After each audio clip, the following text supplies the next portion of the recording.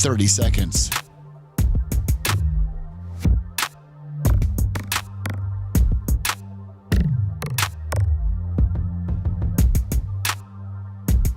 The show will start in 15 seconds, and this is your last audible warning.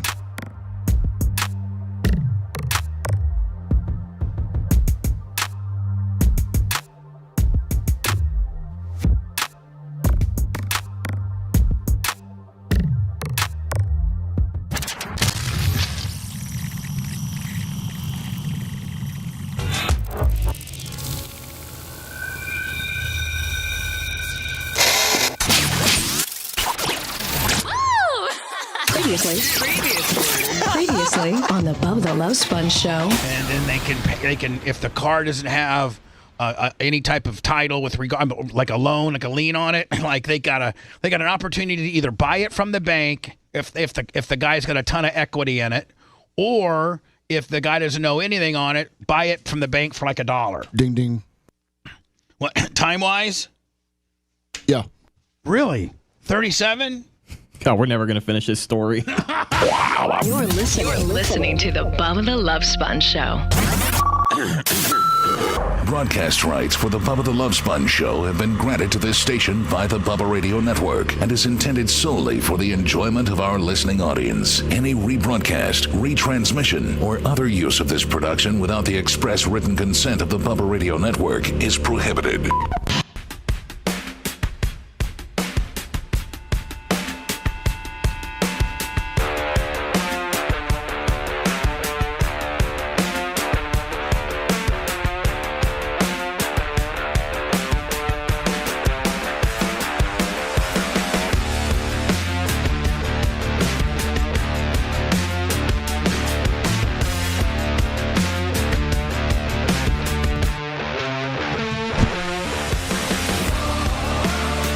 Welcome. The Bubba the Love Sponge show, starring Lummy. That's what we've learned. Tuesday, May 21st, 2024. Lummy made it in today. Yeah. Macho's here too.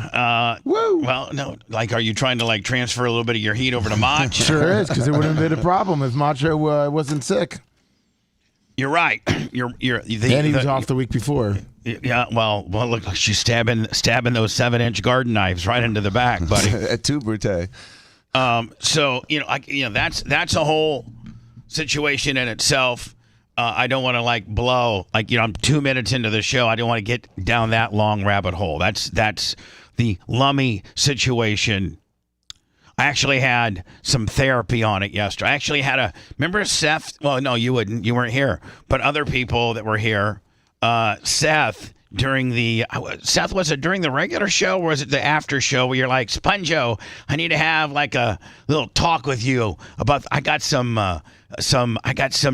ideas about this Lummy situation. I'm like, what? Yeah, it was on the Up Uncensored podcast yesterday. Is that where it was? Yeah. Yeah. So Seth talked to me yesterday, and I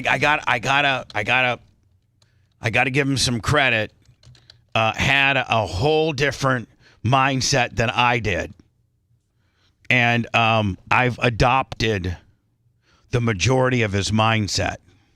You evolved. Good. Well, we don't know. I mean, sometimes Seth's not nearly as cool as I am about some situations. Sometimes he's a little more bitchy or heavy-handed, and sometimes he's a little more calm and collected. You never know what Seth... Listen, I think we all would agree. We never know what Seth we're getting. Neil Malfazier, $49.99 super chat. It's $50. Yeah, I mean, you're $49.99. Yeah, $49.99 is like $50. I learned that while you were gone. Okay, I'll change that. Or even if it's not $50, Lummy, it should be. Like it for show business. I'm having the hell of a time. I wasn't prepared to talk about this, but this has just been. I've been dealt this curveball in the last 15 or 20 minutes as I, let me have my iPhone. And my iPhone opens up with my face, as I think most people's iPhones do. I mean, like, do you have facial recognition on yours? Yes. Yes. Dan, do you have yours? Yes. Seth? No. You don't? Really? No. Okay. Well, I have facial recognition on mine. Never a problem. Sometimes it won't recognize you, like if you don't have it. If you have it far away or the lighting's bad, occasionally it'll say face not recognized, but you just reposition your camera and it gets you. Like it's like, okay, I got you now. Which is amazing technology. Isn't that cool? Well, I mean, it needs your eyes open too. It's so amazing that I don't know what I did. I did get a haircut yesterday. Nice. I did get a haircut yesterday. But that's it. And now all my apps will not open. It says face not recognized. Come on. Swear to God. Really? Let me like just for my phone. Let me just show you. I'm gonna do it for my phone. Hold on. Face ID. Looking at it. Look. Boom. Asked me to enter my code because it's not recognizing my face. Wow. So like, just welcome to 58. Like I wonder what. I think when you first get your phone, Lummy, you take a picture of your face, right? You do more. You take a video of your face, essentially. Yeah. You keep moving your head around. You move the camera around. They do it multiple times. Like, what happens? Like, how much has... Are you? I mean, what I'm saying is, like, does my face look that much different with a fresh haircut? Like, to me... I don't look like I've, like I didn't go in last week to Dan and get my lids done and get a nose job and get my cheek implants and get, like I didn't go in for any major facial, trying to read, You're tan though right now. I mean, I think it may be just the color, your hair's flick. I mean, you're good. I don't know. You're on point. But here's the deal. After you've unsuccessfully done it so many times, and they lock you out of your account. Oh, no. So I'm locked out of my bank account because I'm like, man, something's wrong. So this morning when I was in my apartment, I just kept hitting it, try again. I'm like, what's going on here? I put it right to my face. Try again. And then finally, it's like, you can't try no more. Like, they're asking me to call customer service. I'm like, oh, my God, over just my face? Is that my face? Is that the problem you had with Cash App for a while? Oh, no, I don't think that. Well, I thought there was a little bit for the facial thing. I don't know. I think my face is the last issue we're having with Cash App. like for real. By the way, Seth, thank you so much last night for the last minute push on our X, the posting of Allie and the unboxing of her Fat Man Dunks / Air Bubba ones. Yeah. Thank you. It put us right. We'd have this certain number that I like to hit every day, and I think that might have put us over. We were running a little bit light last night because I went to bed, and so thank you for doing that. Yeah, no problem. Nikki Peel sent it, so it was easy to get up. Man, you're just. Let me ask you a question. I want you to be dead honest with me, okay? For real. Yeah. But you sound like you don't want to be here. I can tell that you don't feel good. I know you don't feel good. You've already asked for a bunch of medication. And you don't sound good. Like, you don't sound the chipper, Seth Self. That's a tongue tire. Seth Self. Say it, Lummy. Fat tongue self. Drunk bitch. Seth Self. What? Seth Self. There you go. Seth, would you, and this isn't in a disciplinary type manner. Please don't think that. This is in one, you gave me some very good advice, and I'm very appreciative of it. And I think a lot of people, in fact, Dan, I think a lot of people are going to be very surprised at my Lummy talk. Because, Lummy, I'm going to be honest with you. Friday, I was really upset because you do so much that I didn't realize how much, listen, last year every other year I've asked you that you've asked to go to this thing, I've like, yeah, go ahead. And the show didn't seem to be affected much, but you've now within that last fiscal year taken on more responsibilities and do more that, you not being here really, really affected me. And that's not. Hold on, bud. This isn't. I'm not yelling at you. Nothing. That's a credit to you. Like, that's. You now are. You do that much more. And the show. You're not just some dumb guy over there that shouts out chat. Money. You've now are a very integral part of the way the show sounds. So your absence, I'd never really thought about.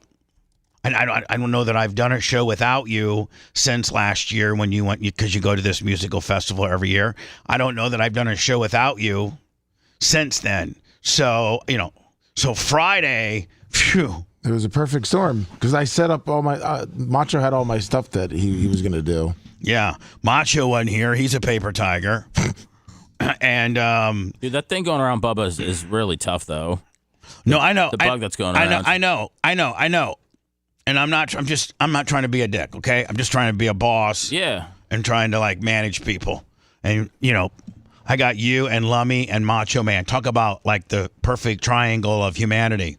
I'm just glad I'm not on your radar today. No, but listen to this. I got to manage Lummy. I got to manage Dan, who's a multi-millionaire lawyer and plastic surgeon, who at the end of the day, I have no business managing. This dude's I'm not good enough to be this guy's garbage man in the overall, pecking order of success in life. Yeah, I'm a good radio guy and I have made some good money over the years, but I've blown it all. This guy's a doctor and a lawyer. I'm a dumb DJ. But I still have to manage him. Which is really a different dynamic in the fact that you got to manage somebody that's that influential and much of a pimp. But this is your house. I know. So I try to play by your rules. You do, and you play well. And people a lot of times, how in the world can you talk to Dan that way? I can talk to Dan that way because one, he's my friend, and two, he knows that in the microcosm world that we're playing in at the time that I'm yelling at, you don't see me yelling at Dan when we're at an event like this. No, you would never. This is we're on the radio. I only yell at Dan when we're in my world, when we're on my show doing it the way. It's the only time I ever redirect or yell at Dan. That's it. And at the end of the day, Dan is still relatively a with regards to doing this art. Doing radio, being a co-host on a 5 to 7 man show is really is heavy lifting. You got to think there's not even a lot of show. I don't think there's any show in Tampa that's got 1, 2, 3, 4, 5, 6 people on the air at all times. Right? We got 6 or 7 open microphones at all times. Macho can chime in at any time. Rhett can chime in at any time. Seth's a co-host. Dan's a co-host. Rummy's a co-host. Jay's in here at times and is a co-host. Babyface is a co-host. We got Wednesday's co-hosts. So, we probably, just by straight numbers of amount of people that are on the air, have one of the larger shows in America. Big, Charlemagne the God and Bob and Tom and, Free Beer and Hot Wings and all these big globally syndicated shows, they have 3, 4 guys. We have 7, right? How many, who's the McAfee fan? Who's the big McAfee fan? I think Rhett and I are. How many? Our show might got a good amount. Well, maybe not more than 7. They may not have more than 7. Yeah, I'd say they probably at one time 5 to 6. Okay, so there. We got 7 at some time. Always 5, sometimes 6, and could be 7. So it's tough to manage all 7 different personalities. Then you got Seth. I got to manage Seth. That's a handful. Sorry. It's okay. It's just, if you want me to leave today? Is that what you're getting at? Well, then hold on. Then Rhett. I got to manage Rhett. Rhett, you doing okay, buddy? Yeah, I'm doing good. Perfect. And then the Macho Man. Oh, yeah. He's tough to manage. He really is. He knows he's real good at wiring up. He likes to be aloof. He likes to test me and push me to my limits. Doesn't sometimes like. Do you think he really likes to test you, or do you think it just sort of happens? I don't know. Do you think it really is consciously trying to mess with you? Because he seems so nice. But when I ask him a question, and I know he's there and he doesn't answer me, that's what just drives me off the edge. So and I'm sure he'll work on that. So Seth, good morning to you. What a dick. That's just a straight dick move right there. That's just a straight dick. He sounds chipper. Don't worry, my little correction, my little ding ding. Somebody took that out. Somebody put the host roast in there the Hogan roast in there instead. I had a little ding. Put it over there if you can, Macho Man. So Seth, that leads me to you, bud. I know you really well, and you're usually far more chipper, and because you probably feel far more better. And so what I'm saying is, if you really would like to go home, because you look like crap, you sound like crap, and I think maybe you would prefer to be home and laying in bed, Now, the one thing, like, if you go home, I want you to go to bed. Like, I want you to rest. Well, and I don't want you, like, working on 56 podcasts and on the phone. Like, if you go home, I'd like for you to rest. I will, but here's the issue with today, Bubba, is that we were supposed to do a Clement Kush, and I'm supposed to do an Operation Pigmentation. So if I'm not here, then we're having 2 days worth of podcasts that aren't happening. So now, granted, we're going to still beat last month's downloads with this month, even if we put up any more podcasts or not. We're already going to break that mark from last month, but still, it feels odd that we won't have 2 of our biggest shows. What about this? What about going into the green room and laying down, like, I can get like a little blanket and a little pillow, and like having you kind of lay down. It's funny, I almost brought a pillow today because I was going to try to lay down after the show. No, like I got a Bubba, upstairs in the merch deal, get a Bubba Army blanket, get a little pillow, and for the 3.5 hours, get some fluids in you. I know that you just took an ibuprofen. Yeah. And maybe just lay down and try to get like a 2 or 3, turn all the, everybody listen, shut that front door. Everybody just use this one bathroom. You know what I'm saying? Everybody let's just not go to the front part of where the gym / green room is, knowing that Seth's trying to get a nap in there. And let's, why don't you take like a 2.5 hour, try to get like a 2.5 hour nap so that you feel the medication that you took and stuff. And you're not in here, you're having to be on. And then we do the, you come back at, like 10:20, we do Clem Kush, and you do pigmentation, and you're done, and you have a little bit of a nap. Because I do think that going home with so much that you got scheduled today would hurt the mentals. It would just Stressful. just put you more behind. There you go. Thank you very much for that. I gave somebody that. I don't know who it was actually Mach. But it was actually Mach has me so downtrodden that him even just saying bunga bunga, like, that gets me happy. So Seth, how about I get to Merch Crick when they bring the pancakes over to bring me like a little pillow and a little Bubba Army blanket, and you kick off the shoes and try to get a little bit of a nap on the couch By the front door? Yeah. Does that get you? No. I just wanted to make sure I knew where it was. Yeah, I think that's the only couch. Did I hear you mention pancakes? Oh, you didn't hear? No. Oh, yeah. Hold on. Because I was going to say, would pancakes make Sethy feel better? I was going to offer him some happy food. Hold on. Some comfort food. Hold on. Whew. Maria Guatemala and the Merch Crick are at my apartment taping. And supposedly, like, they're wearing like tank tops or something like that. Awesome. And they're making the Maria's cinnamon swirl pancakes are better than Metro Diners. Yes, and they're fresh. Comes right off the pot. Not only that, but they're a little bit smaller and they're more manageable. Because the Metro Diner ones, I love them, but like, on a full order, I got to split with Seth because I can't I couldn't finish it. And even just one is a lot. You'd have to be a real fat ass to go to Metro Diner and eat both of those. Right. You got to be a real fat ass. Yeah, it's a lot. And so they're good though. They are good as hell. But Maria's are better. But Maria's are far more manageable, far more better. Absolutely. So Seth, I'm going to a little flower fight. I'm gonna. Man, you are just flower fight. I want that. No, Dan, we're not gonna get into a flower fight. The C Morning Zoo on Z100. No, there's not going to be a flower fight.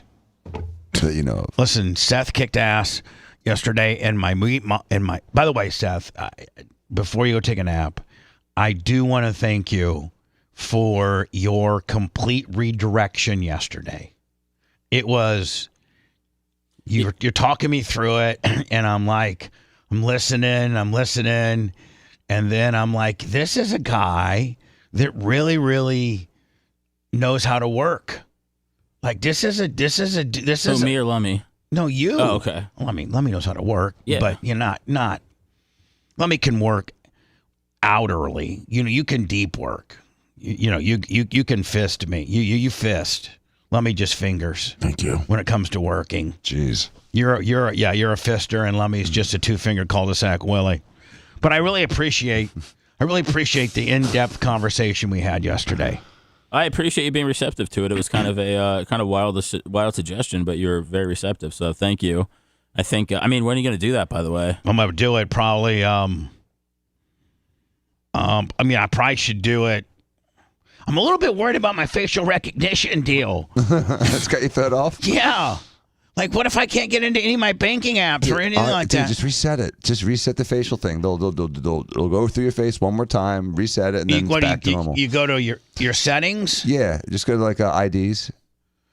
Hold on. Well, because you can put your number in. But what's preventing a guy from grabbing your phone and going into reset? Oh, because you got to put your password in? Yeah, exactly. Like two more times to get to that. Lummy, can you look that up? And can you send me the YouTube video on how to reset? See, come on. Do you ever? No, hold on. I know everybody is guilty of this. By the way, Lummy, I missed you most on their bit calling out. Beach Meadow Detectives, $10 super chat. I can't even get into the PayPal right now to tell you. There could be John Kostika could have thrown up $1,000 on the PayPal, and I wouldn't even know. PayPal and Venmo at the Bubba Army. When I can get my facial recognition to work, I'll get into our PayPal and give proper notice and proper love. So what, Dan? I go into. Do you find yourself before you do things in life, not things that you've done repetitively that you know what you're doing, but like if you've never done it before, do you find yourself going to YouTube and typing in what you are getting ready to do to see how other people have done it? I do all the time. Of course. Sometimes. I wish there's I really had done it this nothing. weekend. There's really what did you wish you would have done this weekend? Well, I was trying to jumpstart my jet ski and I couldn't figure out how to get to the battery. There was this big cover on it and I was yoking on it and I just couldn't get into it. Meanwhile, if you would have gone how to jumpstart a 2023 Sea-Doo XPF 9000 ZR254, it would have been right there. Hey guys, listen, I just want to let you know when you got one of these new 23 Sea-Doos. Battery covers right here. You got to take an Allen wrench to the backside. Boom, boom, boom. But that Allen wrench is kind of hidden, so a lot of people sit there and tug on it, and at the end of the day, it's not going to come off. It's just going to frustrate you. But you blam, blam, blam. You take that off, then you can get right in there. Make sure that you attach that. Again, that little Allen screw, you can't see it. You got to know it's there. You just got to know it's there. Without it, you're done. Exactly. Yeah. Meanwhile, Dan, you bring your Allen wrenches over there, and you. I know. Meanwhile, guess what? You didn't get it. You failed, right? You didn't. Yep. You didn't accomplish it at all. So I did Plan B. Which is what? Call Steven. Right. And Steven, I was like, Steven, I can't do it. You have to get your guy out here to mess with it. He goes, okay, I'll take care of it. All right. So Steven's got a guy. Yeah, he's got a guy. Just like Terry is your automotive guy. He's got a boat guy. You guys got a boat jet ski guy. Yeah. That'll come out and because his boat's always got an issue. Boats always break. They're like race cars. They're always broken. It's always a system on a boat that's broken. It's frustrating. I sent you a video on the iPhone. You did? Yeah. Okay, hold on here. On how to redo my iPhone. Yep. Okay, here we go. Thank you. Love me so very much. These videos get a lot of views, Bubba. You could always do like something where you explain, I don't know, K&N or something like that, and it would get a ton of hits. You think so? Yeah. Because people go look up this stuff all the time. That's true. Because people go look up this stuff all the time. Oh. That's true. Because people go look up this stuff all the time. That's true. Because people go look up this stuff all the time. There you go. Sorry. Yeah, but I don't know what I don't know what I could do. I don't mean like, hi, it's Bubba the Love Sponge. This is how you grade a racetrack. Yeah, there you go. Yeah, but I mean, it's so long. Takes so long to do it. People want something like literally. When I look at to-do videos, I look for the shortest one. You should do you should do the shortest car videos, and you should do 45-second to 1 minute and a half videos of like changing an oil filter, changing a tire. You just struck the brilliance of it. I'm looking for the short, easy ones. You should be the short, easy one. Hello everyone, in front of me is iPhone on iOS 16, and let me show you how to... Well, you know what? This is what I hate on these to-do videos. The language barriers. I hate people that have deep accents that I can't even sometimes understand. Like Indian accents or like that. That's the one that's like, the worst. The his Aji. In front of me is iPhone on iOS 16, and let me show you how to reset Face ID. What accent's this? It's, I think, an Eastern European accent. So at first you need to reach settings, then find and select Face ID and passcode, scroll all the way down, and here you will notice reset Face ID. Do you guys ever watch these and then have to watch them like 3 times again, like because you forget? Yep. All right, hold on. Smoothly marker. All right, hold on. See, I already forgot. Hold on here. Hold on. And passcode, scroll all the way down, and here you will notice reset Face ID. All right, reset Face ID. Okay. Smoothly marker. And actually that's it. As you can see, it has been switched off. If you have some passcode, you'll have to provide it. Don't you think that this language barrier, like this, like I can't quite understand this bitch? But then... I don't like proper English. I don't like UK. Yeah, but there's pictures, Bubba. You know? As you can see, it has been switched off. If you have some passcode, you'll have to provide it to confirm. But then it will be smoothly switched off, and then you can add it whenever you wish. Thank you for watching. Please subscribe our channel and leave. I don't even know what this bitch just said. Yeah, I know. You have to be able to understand alternative versions of English if you go to college in these days, because chances are your professors don't speak, Ohio English. Really? That's a common theme on these YouTube tutorial videos too, especially the tech ones. You'll get a lot of thick accents. All right, so I'm gonna get Seth. Seth, I'm assuming that probably you're not interested in any pancakes. No, I'm good, man. All right, let's get you situated. I'll probably get into your situation. I want to. I can do for you, Seth? All kidding aside. You can do what? Anything I can do for him, all kidding aside. I'm just saying, is there anything I can do to help? No, I'm okay. I just I felt kind of better yesterday. I was just coughing up, I just couldn't stop coughing, and then today I woke up and I just felt like I got hit by a truck again. So I thought I would start being on the mend. I don't know if my body's worn out from throwing up on Sunday. How about this? Or if I've got something else going on. How about this? How about we do the Lummy segment next, and then after that you go lay down? All right, that sounds good. Is that good? Yes, thank you. Holy shit, a lot of people have worked here. Glad we built BubbaArmyHQ.com for all the PTSD memories. Bubba the Love Sponge Show. The Bubba the Love Sponge Show will be right back.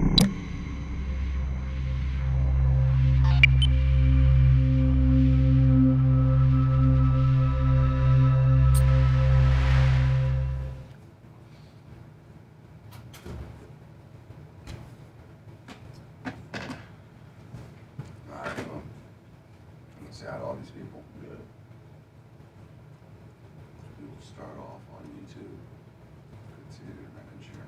Hey. Kenny Powers, Noise T. Big Buck, good morning. Peach Metal Detective, good morning. Neil Montplaisir. Kenny Powers. Here you go. Read your Bowler.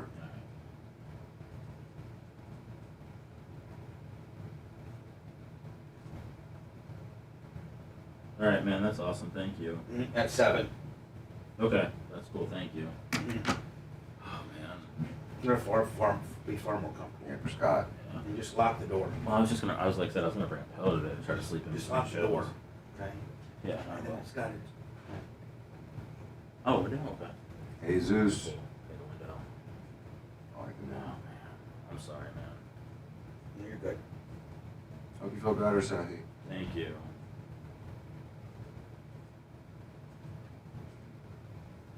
Chickney.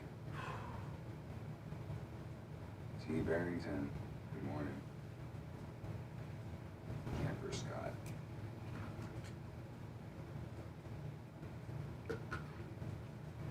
Get you, Zeppelin.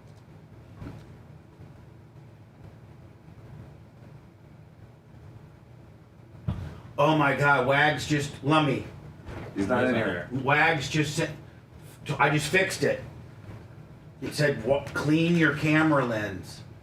Oh, is that it? And I did, and it just worked. What's up, Minnie's more? Yeah, probably. Slazer. So this next segment, Seth, is just going to be straight Lummy. Okay. That's it. And then when we get done, you can go to the front, to the green room. All right. Thank you. Birch Creek's, when they bring the pancakes over, she's bringing you a pillow and a little thingy. Okay. Bubba's And Cankles. then the air, just the air how you want it. Okay. Attack of the dog. I like that name. We're going to lock that door. Okay. Man. Kicks for guns too. So we're going to do Lummy, and then we'll come back with my Twitter. Okay.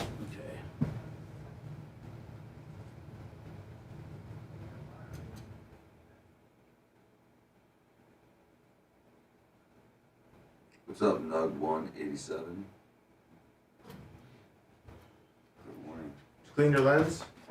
Yeah. That worked. Yeah. How'd you know? Because you heard me during hot mic. Say it. I heard you during hot mic. Right. So don't fucking lie.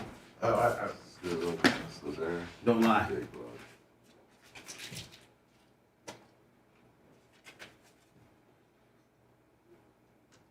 Whoops, good morning. Caviar Taco. Bubba Army for life. Brooks Cankles.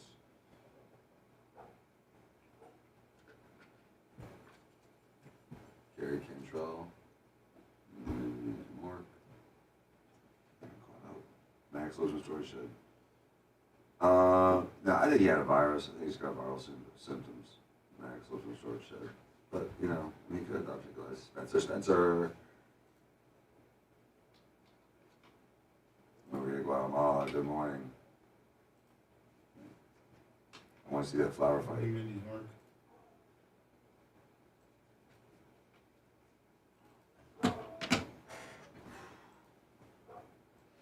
Hey, what's up, Nick?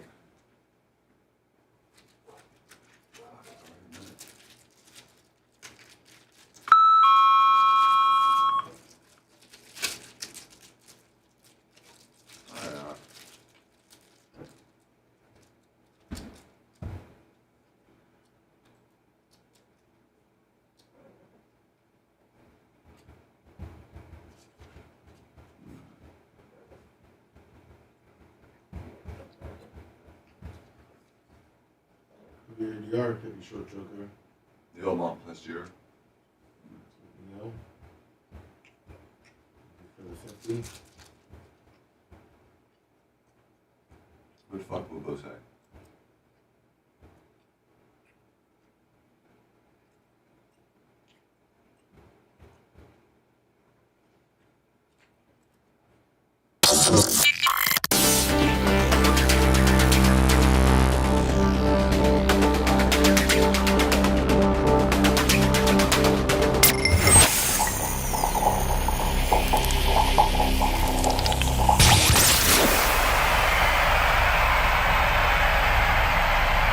You're listening to the man that is best friends with Deion Sanders, Tony Stewart, and not Hulk Hogan.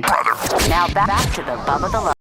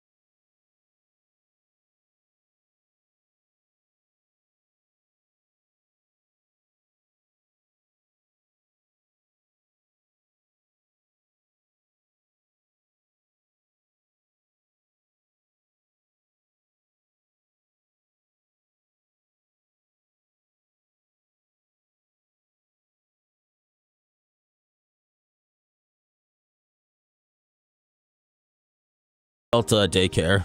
It really is. It's adult. It's a hobby / daycare.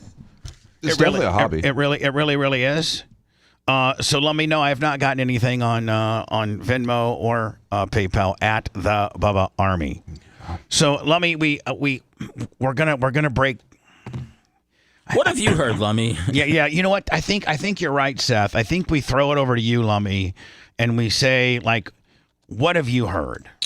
Well, I mean, yeah, I got some text messages. I think about 5:30 Central Time yesterday, which was always nice. After You didn't get any on Friday? Oh, we talked on Friday. We did? Yeah, I called in the show.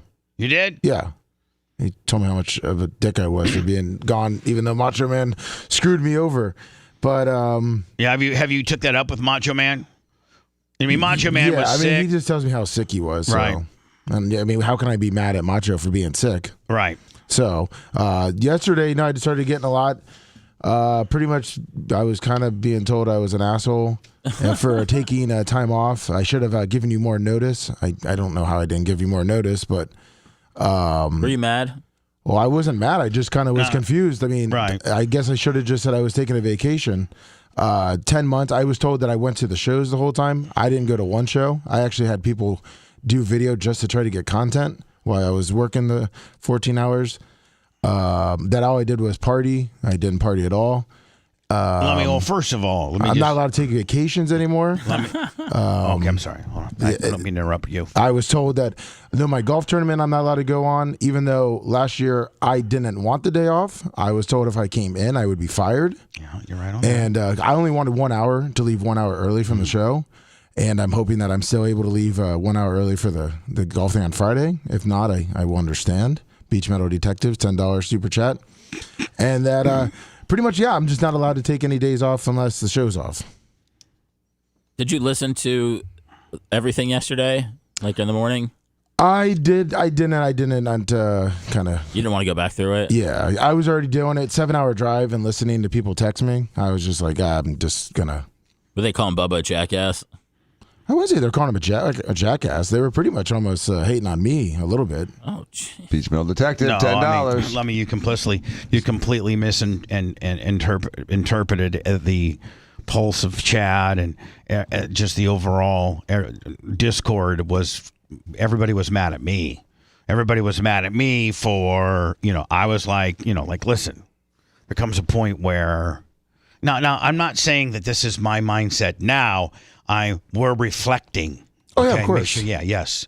Make sure you say we're reflecting. We're reflecting. We're not. This isn't what the law. Or see, I actually yesterday, after I met with Seth, came up with a kind of an employee guideline to time off. Oh, nice. Right now, we don't really have one. Right? We don't have a sick day policy. We don't have a personal day policy. No maternity leave. We don't have. Weeble Wobble Lummy. I don't know if it's his name or not, but he gave me $20 on the PayPal. Thank you. We had maternity leave at the Bubba Army. I got a day. Lummy, don't start. Hold with on, no, me. I'm not. I'm being serious. Saying, Hold on. You don't said start with me. That right wasn't. now. That was the policy. That's what it was. Okay, I don't even have maternity leave. Okay, No. I don't have a policy with regards to that. Please. Oh. So Lummy, you being gone on Friday, Macho being gone on Friday, just completely gutted the show. The show may have been okay because we are so talented and we were able to be funny in some instances. Dan was in here. Seth was in here. Rat. We did our best. I think the show was okay. Just the logistics of the show and, just things that I need that you provide for me, I didn't get. And it just kind of really threw me off a little bit. You know what I'm saying? It just kind of threw me off. Be like if you're what it was, like Seth, a quarterback really, really, really depends on his starting center because his starting center puts in the shotgun position, puts the ball same place every time. And it takes a quarterback to develop a lot of trust with an ass like that, Right. Where he puts the ball on his ass when the guy's under center is, that the quarterback center exchange becomes, a very, almost like a pair of gloves where your starting center, the guy you are used to, he puts it one place, and then your backup guy puts it in a different. So it's absolutely, Bub. It's one of the reasons the Bucs destroyed the Raiders in the Super Bowl 20 years ago, because their center went AWOL in Mexico, and they had a sub center in, and they sucked. It's catastrophic. And hold on, and they put Sapp right in there to be disruptive. Right. And Sapp is the most disruptive, So now if you're a center, I got to worry about getting the ball back to my quarterback, but now I got to worry about this beast, one of the best in the league, just making me look stupid. So that Sapp could play. Listen, Sapp could play nose. They line Sapp up on the nose a lot of times. Usually he was a tackle, but let me if they would put him, if there was a weak center, they'd put Sapp on him because it would do two things. One, it freaked the center out, which usually caused him to make a mistake, and two, Sapp was the weakest link, so Sapp could probably get through there and get 2 or 3 sacks in a game. Exactly. He was so disruptive, so fast, so. And I don't even know, you were a team doctor when Sapp was there. I don't even know that he was really kind of a beast in the weight room. He was just farm, like Reggie White Country farm. strong. Yeah.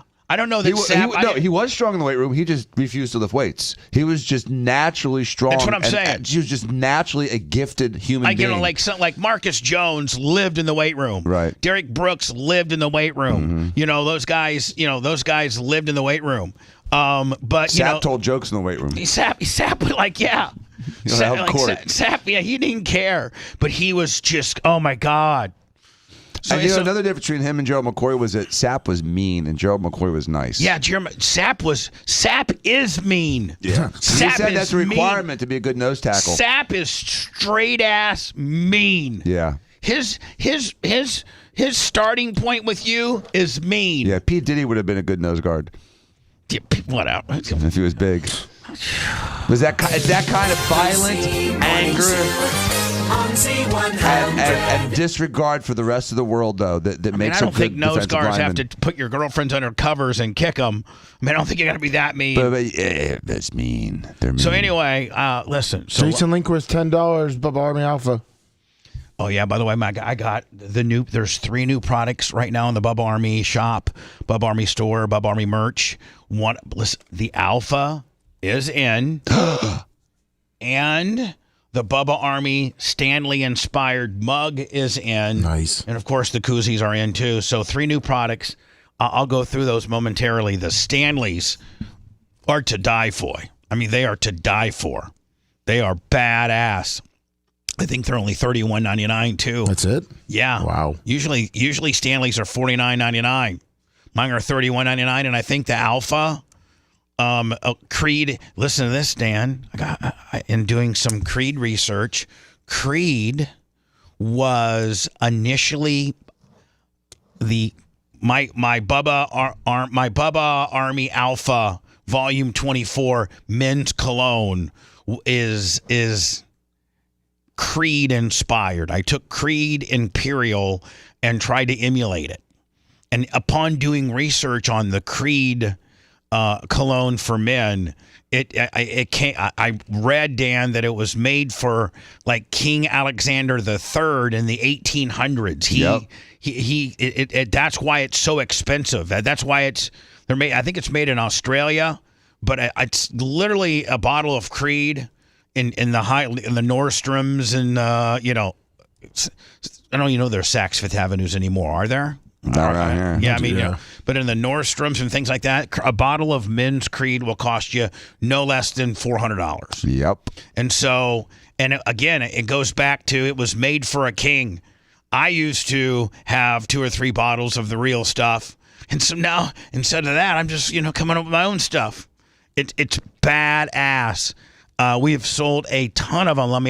I think we're gonna sell out of them. That's awesome. And listen, here I'm excited, as you know, Lummy. Now we're starting to get like Nikki Peeled, his wife Allie did an unboxing of the Air Bubba tennis shoes. I'm sorry, what does our buddy call them? The Fat Man Dunks. The Fat Man Dunks. Allie Peel did a unboxing of the Fat Man Dunks. please, Bubba Army, as you start to get your Bubba Army ones, your Bubba Air Bubba ones, Fat Man Dunks, as you start to get these in the mail, do unboxings. Also, do unboxings of your Bubba Army Alpha, and I'd like to know, like, take that first spray and spray it like on your neck or on your wrist or where. It's very. You only need one spray, maybe two, but no more. It's very strong. It's very strong. Just know Father's Day is coming up. So if you're looking to have a one-stop shop for all of your dad's needs, I would stop at BubbaArmyStore.com. Absolutely. Yeah. So listen, man, the Bubba Army Creed-inspired Alpha Volume 24. I'd like to see some unboxings of that. You guys get that to us that we'll post up on our Twitter and Instagram and TikTok and Facebook, X, various places. And to get to what your general, like Seth, I need to get Rio and Craig's reaction without the cuss words. Oh yeah, no, I'll talk to them. We have it. We just got to edit it. We just got to put a couple beeps in. Yeah, I'll talk to them. I think they're like, ass, mother effer, damn, this S is cool. I want people's first reaction to when you smell Alpha. Because I think you'll be like, whoa. Should we take it out on the street and have Tuttle spray people? Well, no. Chasing people down. This is for. It's not for the masses. Spritz here, spritz there. It's exclusive, man. It's just for those that know. I didn't make enough bottles for just the general public to go out and buy some Alpha. I just made enough for the Bubba Army. So Bubba Army Alpha, is currently up. The koozie and the Stanley stuff. I'll go through that here momentarily. So Lummy, I'm looking forward to a bottle of it. Yeah, I'll use it. I think it smells great. So Lummy, Friday. Yes. It's a complete S storm. Usually you being gone, I got Mach. He can kind of fill in some of your stuff. But he was gone. He didn't even remote in. I thought he would remote in. I guess he was that sick. And you're out doing your thing, pre-approved. It's okay. Well, at least can I say on the next time? If there is a next time, that Macho let me know, I could have remoted in for the first couple hours. Just so you know. Did you make good money this weekend? Yes. Good. But I could have remoted in. I just wasn't sure. Can you text me as to how much money you made?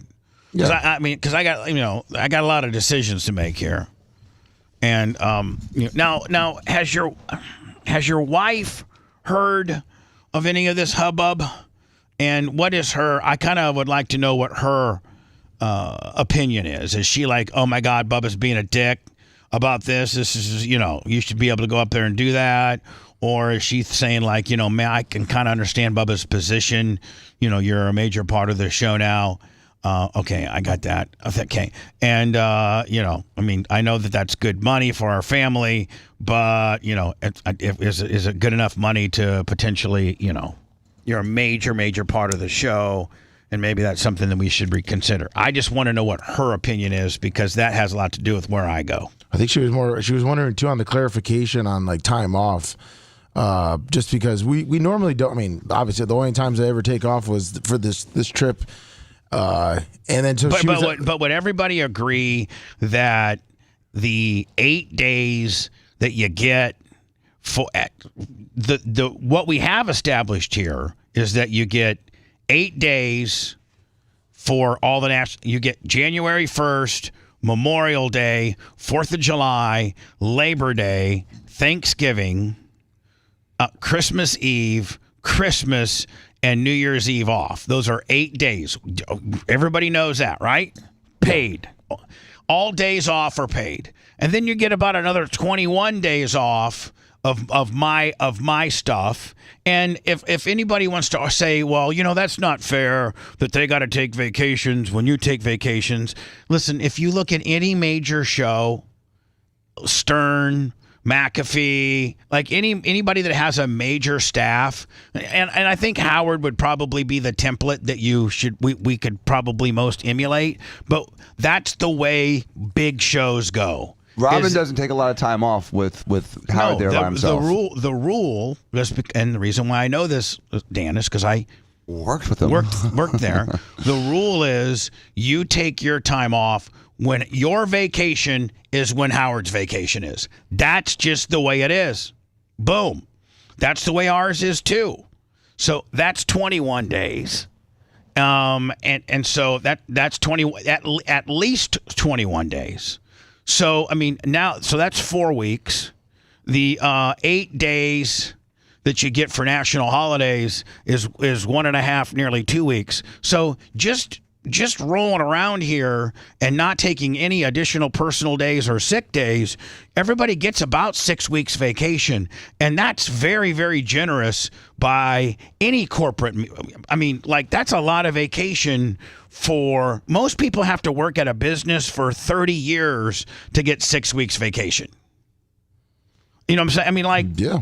So, like, you know, like, I think if you're asking what Ashley was thinking, we schedule our vacations around when you're off. We have to. That's the rules. I think she was saying like for. No, hold on, I'm not done. I'm not done. So that's what now. That 21 days is the minimal. I may take. I'm looking for another week. I'm going to probably take another week in the fall, which would be 5 days. So now that puts you at 26 days at plus 8. What's 26 plus 8? 34. 34 divided by 5. That's almost 7 weeks. That's almost 7 weeks vacation. You know, so. Did Let Me Make Bank this weekend, Bubba? Yeah, I mean, did all right. So here's what I'm going to add. Here's what gets added. You have to take your vacation. The majority of the vacation that you have to take has to be during the days. Well, besides the 8 national holidays, has to be the days that I take off. That's just the way it is. If you don't like, I mean, you can quit, but that's just the way it is. That's not.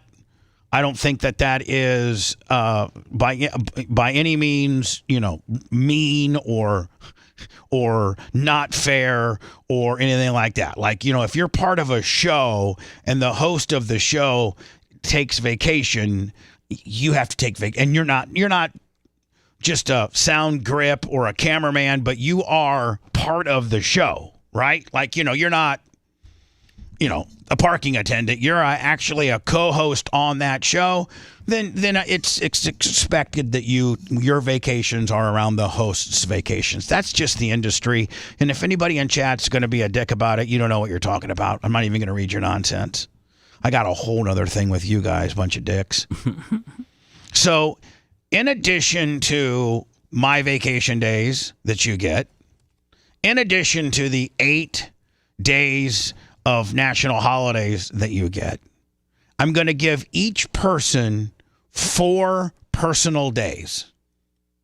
You get 4 personal days to use however you wish. I just have to have at least a 2-week notice. That's fair. Thank you. Okay. Thank you. Now you also get 3 sick days. So you get 3 sick days and 4 personal days. Now, the difference between a personal day and a sick day is a sick day, you don't have to have as much notice. It could literally be morning of, and you're throwing up, you're not feeling good, you know, something like that. That obviously would be a sick day. You know, you taking little Phoebe to Disney World 3 weeks from now, hopefully you plan that with me. That'd be a personal day. Yes, for sure. Okay, so there you go. So, Lummy, you could have used, moving forward, yes, you could have used your 2 days as 2 personal days. Thank you. There's nobody's in trouble. No harm, no foul. That's the policy. And I think that's, now if you add 7, so that's, okay, we were at 30, what? 8 weeks of vacation. We were 30 what? You were 34. Yeah, and so You're at 41. Now we're at 41. We're how many? That's 6 full weeks. No, that's but it's really 7. It's really 7 8. weeks. 8 weekdays, yeah. Because 8 times 5 is 40. Yeah, that's 8. That's 2 months vacation. Jeez. I don't want to hear it everybody else can suck my D if you don't think that for a mom and pop small business, that's not fair. That's like what teachers get. I mean, 8 weeks vacation. If you were to take 3 sick days, 4 personal days, the 26 days that I take off, and the 8 national holidays, you will have taken 1 day, 8 weeks, and 1 day. Now, you know what? Everybody can my D. If I don't want to hear anybody say that I'm a dick, I'm hard to work for, it's all about you, you're a oh my God, Lummy's the best, how can you do this to Lummy? I don't want to hear it. I do not want to hear it. In fact, you know what you should be doing is you should be saying, God damn, Bubba, for a one-man operation, that you know what, you're actually pretty, that's pretty damn fair. It is. Now the other thing is this. And I'm going to leave this one with a hard one for you. Bitch, everybody can suck my D on this one.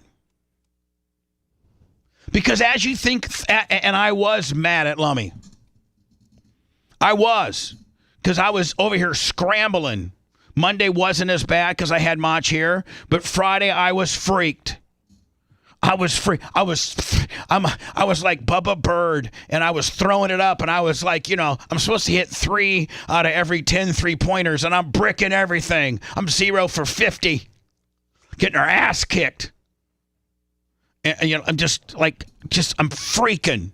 Bubba Green's erased $20. And I'm taking it out on Lummy, and I'm mad at Lummy, and I'm like, Jesus, Lummy, why would you pick some stupid music festival over the show? And I'm looking at it my way. I'm looking at it, and through my glasses, and I'm mad as hell. And even yesterday I was mad as hell. I was like, man, the decision I would have made is I'm loyal to the show first. Screw this music festival, even though it's good money. I make pretty good money at, I mean, listen, let's not forget, man, you're in the 8 weeks vacation that you get, it's paid. Like, it's paid. Like, it's not just 8 weeks, it's paid. So that cost me quite a bit of money. That's a benefit that is got some value to it. Absolutely. So anyway, Lummy, I was mad. I was like, man, I know you make a couple $1,000 for this thing, but I mean, Jesus. New Malp was here, $9.99, ordered Alpha. So I was, thank you.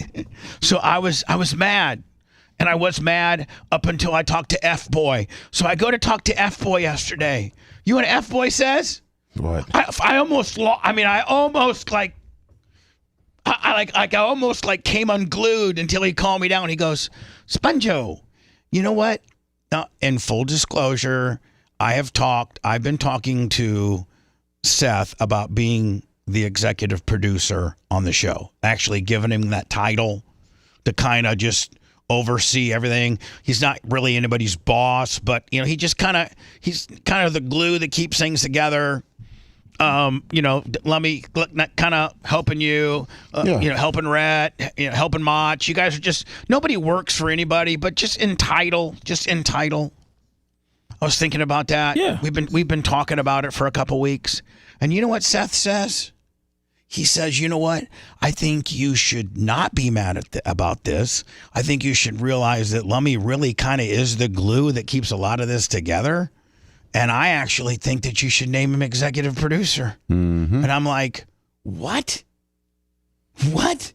You liked it though. And then you go, just sit down, because I was standing up in the studio, pacing like Dan. And he goes, just sit down and think about it. Think how hard he works. Think about all the things he does. Think about.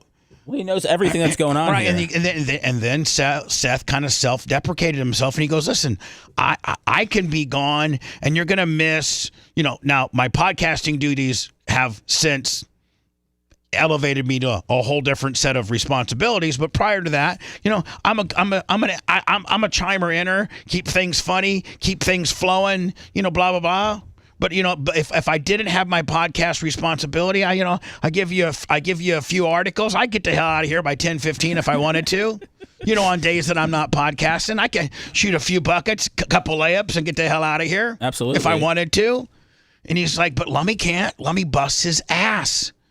Lummy takes care of the goats. Wow, here's some like Lummy just, Lummy is the glue, and you need to realize what he means to you, and you need to make him the executive producer. So Lummy, guess what? Yes, not sir. only am I not mad at you, Thank you. but I'm going to give you an additional raise. Oh, thank you. I don't know how big it's going to be, but it's going to be a little something. We all just got raised. You guys all just got raises, Yes. but it's going to be an additional raise. And you now, and if you'd like to get new cards made, I'll make them. But you're now you are now the executive producer of the show. Thank Congratulations, you, Bubba. Wow. Lummy, but damn it, Bubba, Thank we you. just got business cards made. Now we gotta get new business Well, just Lummies. We'll just cross out honest stuff. Yeah. I just cross out on us. A magic marker. So, Lummy, I'm authorizing you to get new business cards. Thank you. And congrats, Lummy. And if you need anything, let me know, man. Thank you. And here's the thing. I lean on Seth. I will. Because, Seth probably has the most experience of having that position, and I was going to give it to him, but he's like, man, Lummy's the young gun, and He's so entrenched with everything in the BRN that I know that he can produce content, obviously, but I just want to help him any way I can. But he has the workload of a producer. Yeah. So I felt like and that's what an executive producer does. They do everything. And so Lum. That's why I don't want to be it anymore, Dan. but Seth said, hey, lean on him, let him help you. Let him, if he sees something that you're missing, he'll chime in on you, but also lean on him with regards to, if you got a question. But, Lummy, I'm not only not mad at you. Thank you. My Lord, how soft have I gotten? Wow. I gave he gives everybody you the double tall man, and you give him a new title. Yeah. Look at this. People are going crazy though. Unlike yesterday when they wanted us all to die. Yeah, they wanted me to be on that helicopter with the guy from Iran. Neil Malpazir, $50 on the super. If you want 24/7 on-demand Bubba and the crew, go to BubbaArmyHQ.com. Right now. The Bubba the Love Sponge Show will be back after this.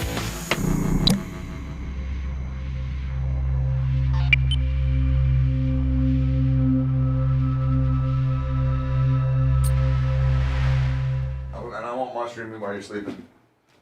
I'll take it. Oh, mushroom Sam. Oh, I thought you meant mushroom medication.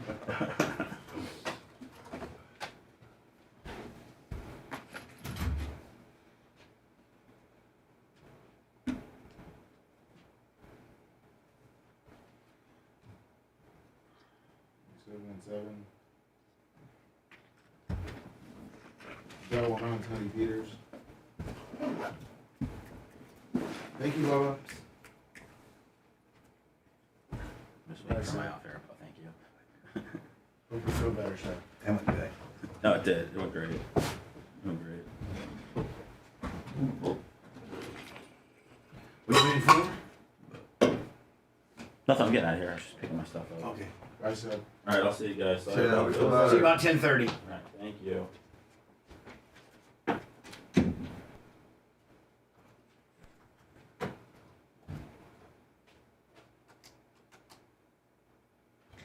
Oh shit. You were waiting for the sound of the door? Is that what it was? I just...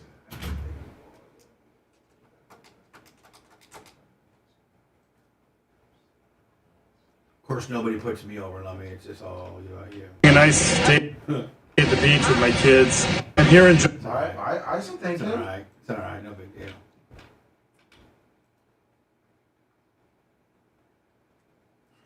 I'm probably still the most hated. No.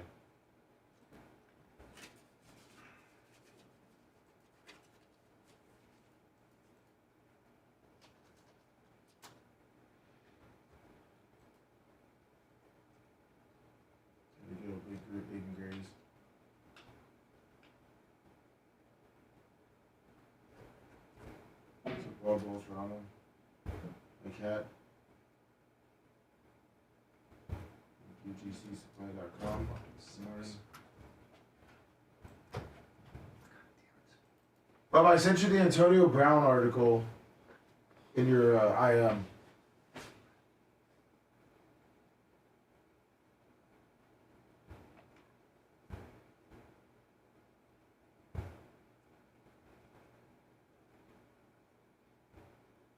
ML break. Way to go, Bubba.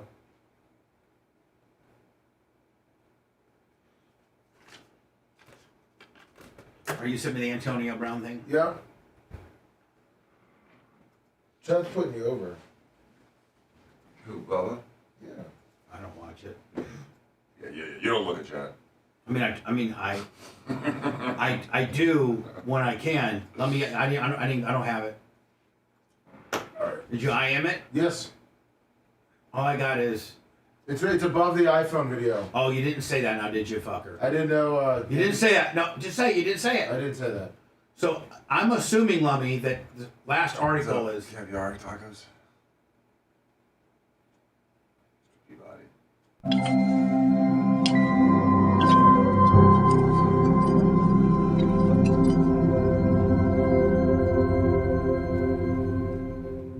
Dairy.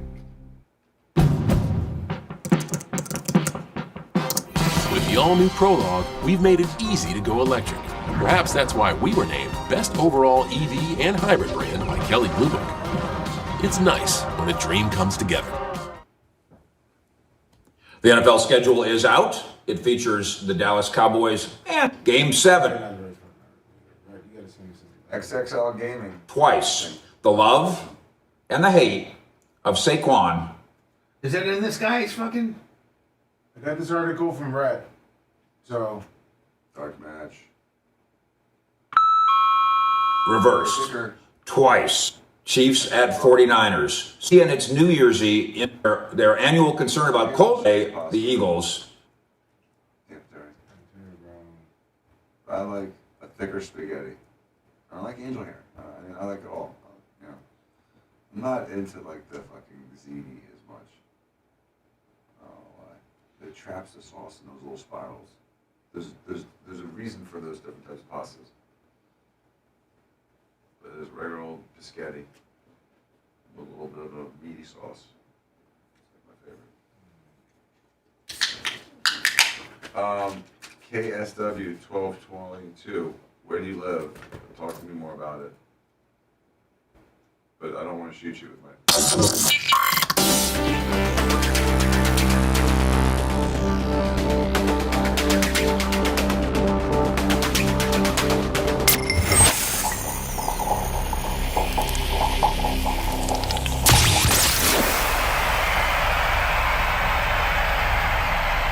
So what if Hulk Hogan banged his wife? And that's bad? You would have too if your best friend was the greatest wrestler of all time. Now back to the Bubba. So good because they're not too thick. They're just the thin enough. Like if when I watch TV, I like to kind of crank the air down a little bit so I'm not hot. And like AC wise, it's like I like to be right on the verge of being a little bit cold. And then you just throw on just that real thin kind of little throw blanket, just kind of on your feet, like from your feet up to like your waist. And like it just kind of takes the chill off, and then you're like just perfect. And it's really soft too. It's really soft blanket. Super soft. Yeah. So they're nice. Not like you said, not too heavy. Yeah. So I got him one of those and a pillow, and he's hopefully I'm going to lay down to about for 3 hours or so, and hopefully he'll feel better. A lot of people I know are getting this, like what do they call it, the Uniflu or the Una. What do they call it? It's whatever the latest stomach neurovirus. Yes, the neurovirus. Dan, are you hearing anything as a doctor? Are you hearing anything about the neurovirus? Yeah, it just affects the weak and the feeble. Is it? Dan, what? Did you get it? I think Did Lummy get it? Did I get it? Macho got it. Yeah, feeble. He gets sick every day. He gets sick more than anyone I've ever met. He's the sickest guy I know. I don't think he gets sick. I think he thinks he's sick. I think he's a hypochondriac. Yeah, maybe. But I mean, I'm familiar with the norovirus, and I've heard from, just not medically, but just socially, that it has been going around. So, but it's it's a tummy one bug. thing. So one thing I like to talk about was yesterday, and we did the unboxing. This guy named Joshua, think he lives in Texas. And his son is I think his name is Jace, Jace, but he's 15. I can you find the unboxing? Yep. Yeah. So this kid who doesn't know who we are, but his dad, Joshua, listens to the show. And he figured his 15-year-old kid would maybe like the fat guy dunking a donut, Trump-inspired Air Bubba, which now affectionately will go down as Air Bubba 1s, because Air Bubba 2s are currently in design. I sent it to you. Thank you. And so we're asking people, and really, hold on here. Really, this Joshua taping or unboxing, giving a set of Air Bubba 1s, Fat Guy Dunks Donut, which is what his son calls it. This might have been, Lemmy, the very first unboxing that we published. And so we published this. I watched it on Sunday night, and I thought it was funnier than hell. I thought that this kid represented the average young kid who didn't know maybe who I am, but like thought that, a fat guy dunking a donut was cool. And he was even confused to where they're so high quality and they're so well made that when he was asked what type of shoe is this, he said Jordans. Oh, wow. Because that's what he thought. Well, then chat started saying some really not cool stuff about this kid. I know. It was uncalled for. And I was like, I'm like, first of all, Dan, we had a meeting before you got here. I was like, you know what? From now on, when chat starts doing that, ignore them.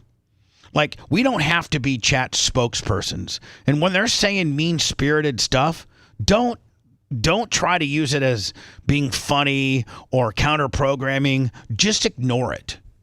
Unless it adds to the funniest portion of the show or a positive portion of the show, don't even let chat's negative, condescending, mean-spirited opinion out. Don't let it on my airwaves. Adam S. And in fact, if you're a moderator or something, block them.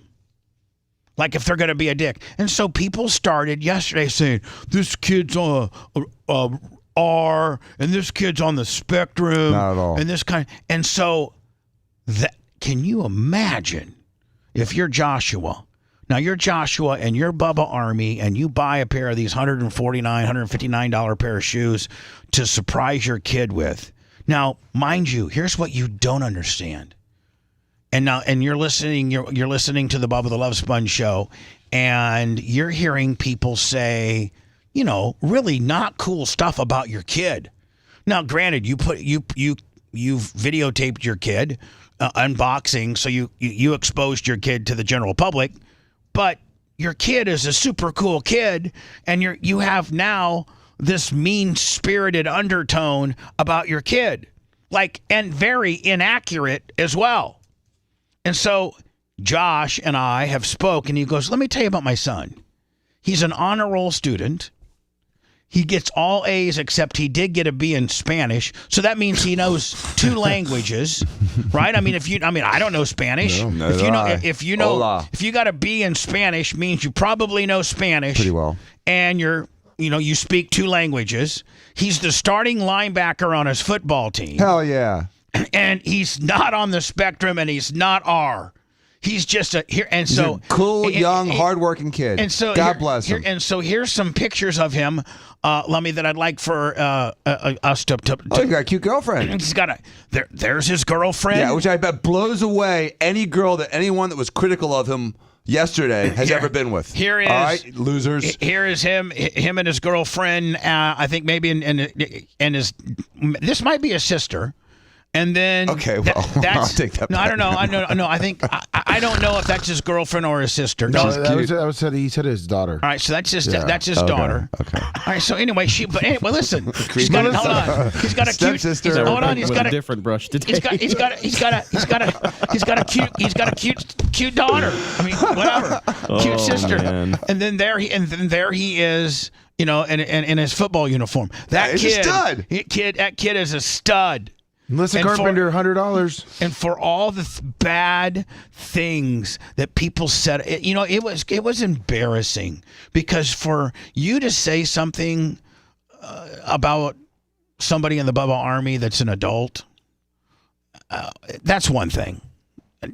The things you say about me are just, and Seth, my God, you know how many anti-Jew kill Israel? I see all kinds. Wait, Bubba. Let's go to just like the last 100 hours. Everyone thought you were the biggest dick in the face of the earth until you gave him the title of executive producer. Up until that moment, chat called you a dick for 3 days straight. I know. Oh, I don't. I just like that I could say that on the air. I don't watch it, because honest to God, if I watched it was. It was epic. It was the worst chat and comment section meltdown in a while. I know. It was horrific. You mean over me or over the kid? You. Yeah. Over you. Yeah, people leaving comments about you, saying stuff about you. Yeah, don't read chat. Yeah, don't get I know. cancer. And so what are they saying now? You're the greatest guy in the world. Mommy's the greatest guy in the world. Pop, Dan. And they're pissed off at the people that said stuff about this kid too. So yeah, but you know what? They're not mad at themselves for mother effing me for 3 days now, are they? No, that's But so milk. it's like it completely depresses me. And here's what I don't understand: how can you be the most hated guy, but yet it's your show, and the people that you do like wouldn't even be around if it wasn't for the forum that you gave them? And the fact that you, as the Vince McMahon, are the ones that put these guys that you like over so much and know how to, work, let's just be honest. I'm not trying to say that you're not a very talented guy, but I think that my ability to be a great co-host had a lot to do with putting you over, and being so popular. Knowing how to put you over has a lot to do with your popularity. Some radio hosts may not use you I positioned you to be a baby face, to be the spokesperson of chat. I positioned you. That just didn't we just didn't throw that on you. I've cultivated that. I've worked that into an angle. Of course. We've worked Dan into everything has to be gold-plated, Richie Rich, semi-douchebag, doctor, lawyer. We've painted Dan into a character nonetheless. First one of the day. Well, some people do say it's like Vince McMahon. Really, the wrestlers wouldn't be there without him. But maybe we should use a better one. What's that now? So maybe we should use a better. What did you say, Lummy? All I said was that just like you're wrestling. like Vince McMahon. But no, without the WWE, there's no wrestlers. You wouldn't know you're about right. them. I guess. So, but they're so mean. They're so mean, and it's just like but you can't be like Jelly Roll and quit because chat's mean. You know what I mean? So I'm not quitting. I know. I just don't read dust it. off your shoulder, man. I don't read it. I don't read it. I don't read it. Yeah. I glance at it. I'm predominantly on YouTube. Hall of Fame hierarchy 65, $250 rent. Thank you, hierarchy. Listen, I'd love to give you a bigger horn, but Seth's trying to take a nap because he's got a little sick belly. Hims does. Little Muffy. So, get some ginger ale. Anyway, so this. By the way, we have one third of our Air Bubba ones, Fat Guy Dunkin' of Donuts. The first third have arrived and been shipped out. We're waiting for the other 2/3. So the majority of people have not got their shoes. So please be patient. Please be patient. They're coming. You'll get them in the next 2 weeks. And please videotape yourself unboxing them. And if we do air it, we're not going to listen to chat. You bunch of stupid son of a bitches. Be nice. Be nice to people. Please. Especially somebody that spent, $159 on these shoes supporting the show. You know what? Can't help it that you're jealous and that you know how many people I got getting a hold of me saying, man, I wish I would have bought some of those now. Yep. A lot. Not the visionaries. I mean, a lot. I got a lot of, like, you know what? I'll just call him out. One of the greatest of all time. Bubba Light. Really? Oh, he didn't order him? But Bubba Light's like, man, let me tell you something. The time got away from me, and next thing I know, I missed the deadline because I got 2 people screwing me over here at work. He doesn't want to crease him doing cardio. So like even the Bubba Light missed the cutoff days. There's a lot of people that wish they could share this excitement with this kick-ass 15-year-old bilingual honor roll starting linebacker stud. You know one thing I think people didn't realize is all the products you make are great quality, and the shoes are just top notch. I mean, yeah, they're not hot glue sold. They're sewn sold. They're Air Bubba. The Air Bubba insignia is on the bottom of the shoe. It's just so anyway. The stars are actually like metal stars that stick out. I mean, the shoe is really high quality. It was well designed, well made, well executed. Congrats. Air Bubba ones will go down as collector's items because there's only about 200 made. Mm-hmm. But I'll tell you right now, man, Air Bubba 2s that I'm going to have up probably in the next 2 weeks for you to pre-order, a lot of people are going to order those. Yep. Because one, they're going to like, man, we know they're good quality, and 2, I'm not missing out on this. Have you figured out a price on them yet? No, I haven't. I've not. You still haven't really got an estimate how much it costs to make yet? They'll probably be a little cheaper. I don't know. They'll either be the same price or a little cheaper. I'm still in the designing stages. Mm-hmm. So the Air Bubba ones were ordered by a guy in Texas named Joshua. This is his son.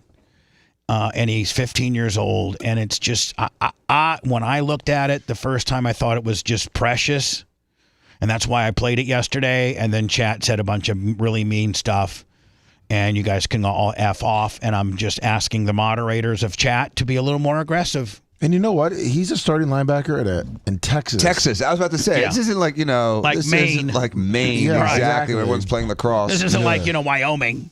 Right. This is Texas where football is Texas. Is big. Right. Yeah, exactly. We need to do a video. Okay, it's going. All right, you ready? By the way, Joshua, thank you for sharing this with us. Yes, thanks. And your kid's a stud. Yep. And everybody in chat, go ahead, say something. Just say something disrespectful, bitch. I dare you. Because I think I have the ability to block people. Do I, Lummy? Yes, you do. I go over here and then I hit the 3 buttons. Yep. And it says, let me see, report, remove, put in a timeout, hide user from channel.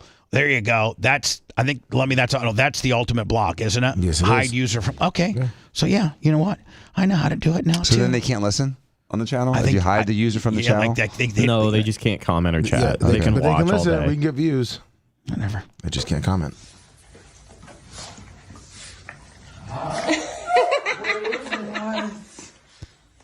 Are these? Oh my gosh! Aren't they awesome? These are amazing! The Fat Man Dunks. The Fat Man Dunks. And that was just a natural. Yeah, that was just that was just as a 15-year-old. Organic. That's the first thing came to his head. As a 15-year-old that just organically rolls around with his boys, when he sees the logo, the first thing off of his top of his head is probably what we're going to start calling him from now on, the Fat Guy Dunks. The Fat Man. the Air Bubba Fat Man Dunk series, right? Yeah. The Fat Man Dunks. The Fat Man Dunks. These are beautiful. What for? They're funny. They have a fat man dunking a donut. Damn dog. They're funny. They got a fat man. They're funny. They got a fat man dunking a donut. What kind of shoes are they? Jordans. See, instantaneously, he doesn't know who I am, but he thinks that this is like a special knockoff Jordan deal because of the quality. He's already held them. He knows how well they're made, and he instantaneously thinks they're Jordans. Nice. Yeah. They're not Jordans. So I listened to this guy called Bubba. We need to do. So anyway, they all right, you ready? He goes on and explains to the guy that he listens to us, Bubba the Love Sponge, and So anyway, yeah, there you go. Let me up on the site today. Bubba Army Alpha, the new fragrance, the new men's cologne. And I'd like for you to do some unboxing videos for that as well. It comes in a beautiful commemorative box just like that with the logo. And then on the back it says Bubba. And then on the front it says it has the Bubba Army Alpha Volume 24. We will do one fragrance per year. It has the engraved, listen, one of the things that took longer for me to get manufactured is most manufacturers on me just wanted to slap a sticker on the bottle. And I'm like, no, I don't. That's cheap. Yeah. I don't want that. I want it engraved. I want the Bubba Army Alpha. I want it engraved. And they're like, okay, well, that's going to be an extra amount of money. I'm like, I don't care how much it is or how much longer it takes. I want it engraved. And so the bottle's engraved. It's Creed inspired. And it is, it's approved by 2 African-American barbers on the South Side. And Latin Sons. And you're willing to autograph the bottle, right? No, that's not. We're getting a lot of emails this morning. And the thing I don't think I can because this box is in cellophane. Okay. So that means I have to take that cellophane off. Do you know what I'm saying? It's a big process. Yes. So no. I cannot autograph those. Now, Lummy, we have the brand new Stanley-inspired Bubba Army tumbler. Oh, sweet. Front part of it has it's matte black with the Bubba Army insignia. Oh, that's awesome. The Bubba Army logo. Then the back has the Bubba Army or Bubba the Love Sponge signature. And then, Lummy, the top is just like a Stanley. It's even better than a Stanley as it has... I don't think Stanley have I think straws that are like you can stick a straw in the hole and it's sealable. You know what I'm saying? It won't leak. Yeah. That's awesome. You can stick a straw down. Well, Merch Crick showed me how to do it. I don't know if I'm in the right deal or not. You can stick a straw. Come on, you can get that straw. Hold on. You got this, Bubba. Okay, hold on here. I got faith. Let me see here. I think, this is how it goes. Yes, hold on. Yes, there you go. Nice. Let me. So you can stick a straw, and it's sealable around the straw. Then, so if you're getting a little reckless with it, well, your straw, even though it's in there, is sealable. Has a little rubber gasket gimmick. Oh, perfect. Or you can pull it out and just drink it normally. Bam, bam. Or you can twist off the top and drink, bam, bam. I think most Stanleys, Lummy, I think they go for $50. Yes. And I think this one's, is $31.99. How do you make money? I don't make a lot. I make like $5-6. I mean, I don't like gouging people. Wow, that's a deal. I'm just saying. I don't use those things. Most people really nice. make, 15, 20. I make 5, 6. 7, 8, wow. Like whatever. I'll make $10 on that. That's good enough for me. I don't need to gouge people. I'll have to get mines. Those are awesome. So let me. The other thing is, I'm gonna buy a employee calendar. I gotta buy. I have one of these. Yeah, the books. I don't even know where my calendar is right now. I have anxiety. Uh-oh. So let me. My entire life is in this black calendar. Oh, of course. And you've been doing that for a long time. For years. Like I write down like everything. Like anything I got to do. Like my whole life. And like our financials and just whatever. So I'm going to have to get a new one, Lummy. Nice. And I'm going to have to go through and write the dates that we've taken off so far, vacation, show, and I'm going to have to go through each employee, and it's going to be kind of the honor system to write down what you've taken so far. Like Rhett, there'd been a couple times, I think like you had like a towing situation, that would have been like a personal day. And then, Mach, you've had a couple sick days, I think. Like, so when I get this calendar, because we're moving forward with the rules that I set forth. Yeah. 4 personal days, 3 sick days, but that starts January 1st. So I don't want you guys I don't want you to think like that starts now and here we are halfway through the year and you guys get all like, no, we got to retro this bitch. I mean, I already feel like I'm being very generous. Yeah. So, but I can't remember how many times, Rhett got his car towed and how many days, Macho Man went to a music festival, which would have been a personal day. So will you guys at least be honest with me? Of course. And it'd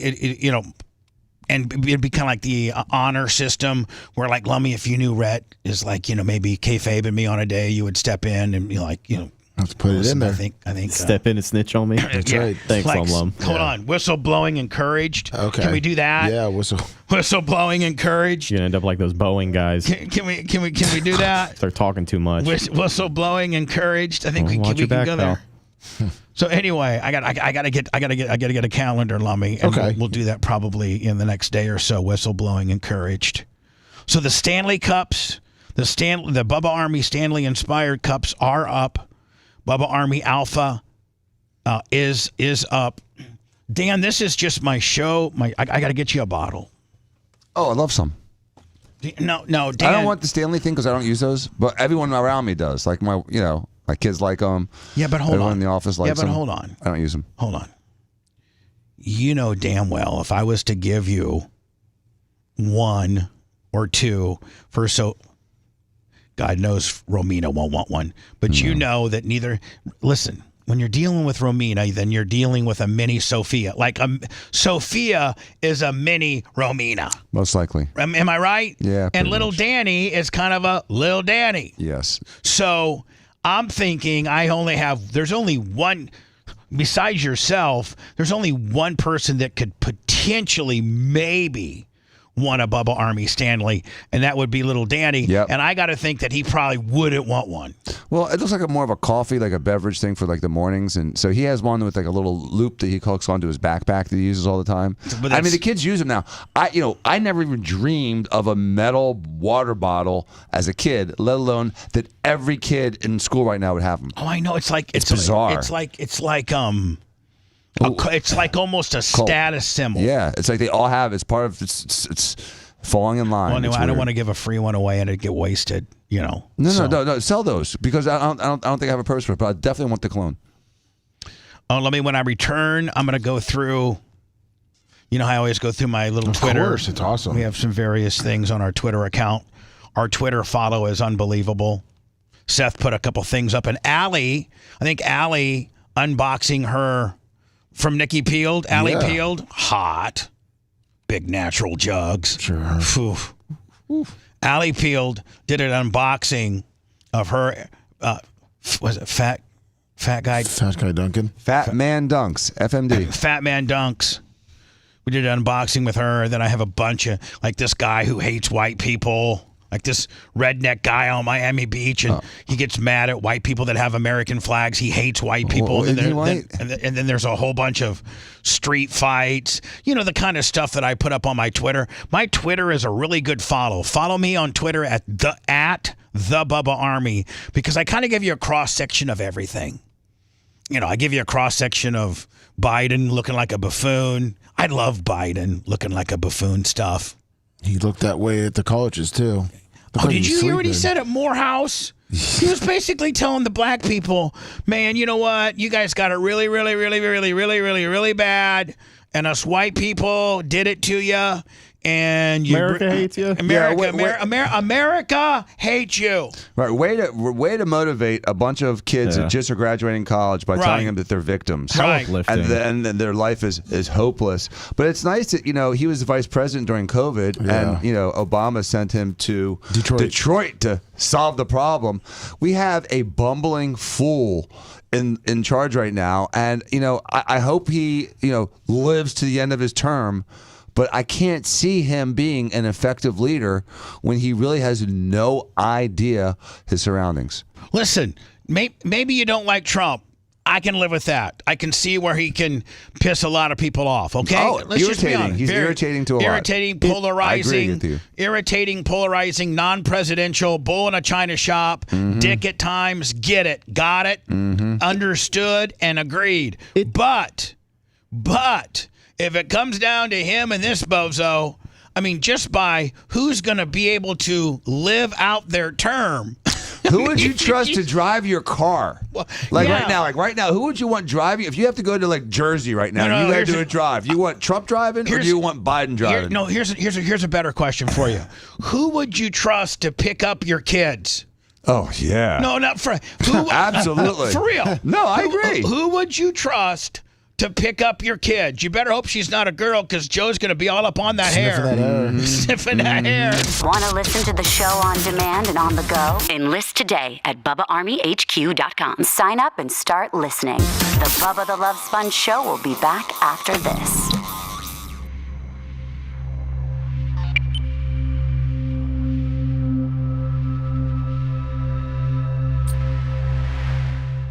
It's Jay's birthday today. Is it? Is he coming in? He should be, yes. Thank you, retarded. Get that alpha. No, Tampa Terry. Obviously, you weren't listening. We're in Guatemala, and the merch quick are making pancakes and having a flower fight as we speak. They're not having no fucking flower fight. Don't ruin my fantasy. Enjoying a nice day at the beach with my kids. And I turn around, I got these flags planted here on the beach. They really bother you, dude? Listen, this is all America. We know you didn't storm the beaches to stake out your territory on the beach. This isn't the fucking moon. I get it. This is America. But I'm sick of my flag being represented. And here in July.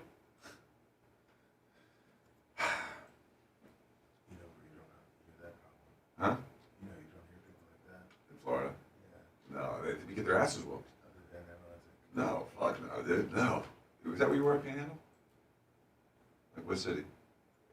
Destin? Is it like next to Destin? So it was like Panama City? It's on the same side. Pensacola, then Panama City? Pensacola over here, Panama City's here? And then Destin's in between? Then where were you? Fort Walton Beach. To the left of Pensacola. Left of Pensacola. Oh, on the other side of Pensacola. Okay, so Destin's to the east. Fort Walton and Destin were heard. Yeah, it's right in the middle.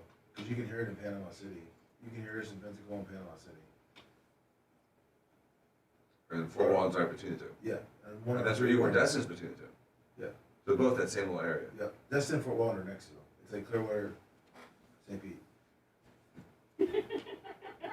Technically, it's a lot smaller than that. But still. Who do you like?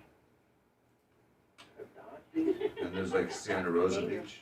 Is that like another one of the beaches there? They like all. Is it like St. Pete Beach and like Clearwater Beach and Bel Air? It's all like the same little beach. It's got their own little names.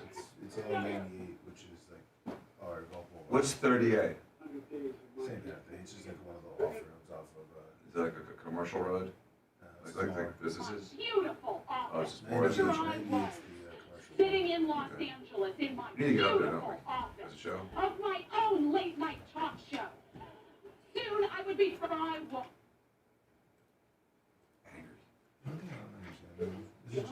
Worker Ticker, Jason, Tony Peters. What else have you went on like 10? Wait, you called my hey, funny face. White supremacist Come on, dick I have ever seen in my life. Watch this. I think it is you. Funny face 0235. I'm not really sure what you're talking about, but I'll try to help you. Funny face, $10. Was this in There's one person that maybe 910. Red sauce king. What? We've been on 910. I haven't in a while. You know, they have a shit ton of solar farms. Of what? Soy farm? Solar. Oh, solar farm. They used to be all cow pastures, but it's just from as far as you can see, it's just straight solar panels. Oh, Going to unwrap they're building a lot more. Air Bubble 1. How is that better for? You're killing grass and trees, which would be absorbing CO2, That's what I'm saying. and instead you're making these solar things, which are probably causing more heat. But they're taking away the And you took $30,000. Let me read for you the exchange between Todd Blanche and Michael Cohen. So you only gave him $20,000 and you took $30,000.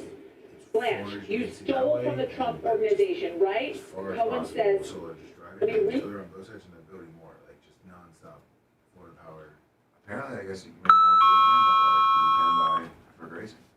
You know, when your land becomes more valuable as a solar farm. How's it better for the environment? I don't think it is. You know that it's all bullshit. Oh, I know. I'm just saying. It's all bullshit. And then what's going to happen is they're going to be dilapidated solar farms in 10 years. Broken. Yeah, they just destroy them. Dude, those panels fucking catch air. They're like little sails. That was it, because the place they put them in, I think it was Hurricane Michael. Decimated. Took out Mexico Beach or that kind of area. That's where they're loading all from right around there. It's that armpit of the panhandle. It's where all the things go. So those things just get picked up and slain? And they become like giant like boomerangs. And they're flying and spinning.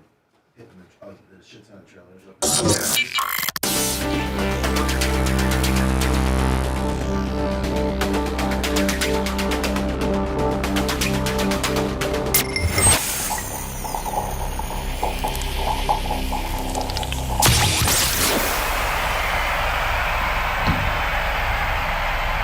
He's the biggest export from Warsaw, Indiana. Oh, yeah! Bubba the Love Sponge. Now back to the Bubba the Love Sponge show. T-shirt Will Lummy made a pretty good observation. He goes, if the kid is the starting linebacker for the football team, yes, then, you know, like, that guy is probably considered like the cool guy. Of course. Right. Compared to like the nerd boy. Right. You know, the like nerd boy chatting, criticizing him. But like, you know, like if the nerd boy rolls around school with some gold tennis shoes with a fat guy dunking, they may say, man, what in the hell? But when the starting linebacker who just has a certain swagger about himself being the starting line, like that's what you are. Mm-hmm. You're not the head of the debate team. You know, you're not the part of the ROTC. You're the starting linebacker for the football team. That puts you in a different roughness, swagger vibe in high school. Listen, we've all been into high school, and we knew we knew the future farmer group, and we knew the nerd group, and we knew the smokers and the guys that, you know, waited into their car until 5 minutes so they could smoke cigarettes. And, you know, we knew the stoners, we knew the athletes, we knew the nerds, we knew them all, did we not? Yes, we did. And the starting linebacker on our team in the high school that I went to was like, that was Neil Fribley and Gary Puckett, and both of them were like studs. Because that linebacker is that real range. You know, like, listen, you could have been the quarterback was a stud, you know, offensive lineman, but the linebacker was that guy that was about 6 foot, 225, you know, badass. Just a brick. Just fast, side to side, just brought it, right? Mm-hmm. Yep. And so when this kid, Joshua's son, goes to school with his new Fat Man Dunks shoes, none of these kids are going to be able to buy them. They're going to, because they're not available. Mm-hmm. And they're going to be like, oh my God, where'd you get them? It's like, man, you know, I mean, I'm just saying. I would think that maybe some of these kids, they might end up buying the Air Bubba 2s, just because this kid, you know, he's considered one of the cool kids. And a trendsetter. Yeah, he's not on the debate team, bitch. No, he's setting trends. He's setting style. Yeah. He's setting the pace. So, Lummy, if I was to, you know, like, just our Twitter alone, we could almost do a show just on the things that we tweet from yesterday. And, you know, we usually don't start tweeting until after the show, because during the show we you know, we're doing the show, obviously. Yeah. But, you know, we like to go through our Twitter usually every show. Kind of gives you a cross section of yesterday's news or what pop culturally might be going on. Or, like, for instance, we retweeted the Trump Cohen / Trump on trial in Manhattan. It was Alvin Bragg is the prosecuting district attorney. Yeah, Newark. And they're trying to get Donald Trump hemmed up on. Now, listen, as the average, just regular American, the average American really doesn't know much about this because they've locked down a state courtroom like I've never seen a state courtroom locked down. Well, Bubba, before this trial happened, New York has a policy of no cameras in the courtroom. So that is... Even on the state level? Yeah. Okay. No, specifically on the state level. Oh, okay. So, because, in federal court, you can't have them. But New York courts don't have them either. Okay. So it's not the prosecutor's fault or the judge's fault. Right. It's the state's policy. I misunderstood that. Because I thought that they were making this a Trump thing, whereas if you and I were in state court in New York, it wouldn't be televised either. Now, what's different, though, are the rules that are being applied to Trump, and that's unfair. With regards to the gag rules. Well, that's one of them. Gag rules, the latitude that they gave the prosecution and the restrictions they're putting on the defense are really unprecedented, unfair, and will become reversible error on the appellate level. So anyway, Trump's getting really railroaded. I think the average American thinks that Trump's getting railroaded in Manhattan. It's all over whether he had sex with Stormy Daniels or not, when really that's not a crime, but they've made it part of this trial, when really the trial is about him inflating the value of various properties to get qualified for... Now, hold on. Hear me out completely here. And I'm just the average dude. I got 109 IQ, which is just a slightly above average. Like the dude right now, Lummy, that's jamming 18 gears in North Carolina, him and I are about the same intellect. There you go. Me and Buck right now in the back of an excavator, that's about what I am. So I think us regular dudes out there, we think that this is about the state of New York have drummed up some type of lawsuit on Donald Trump because he inflated the value of various properties to get loans that he paid back completely, and the value of his properties are really not really inflated.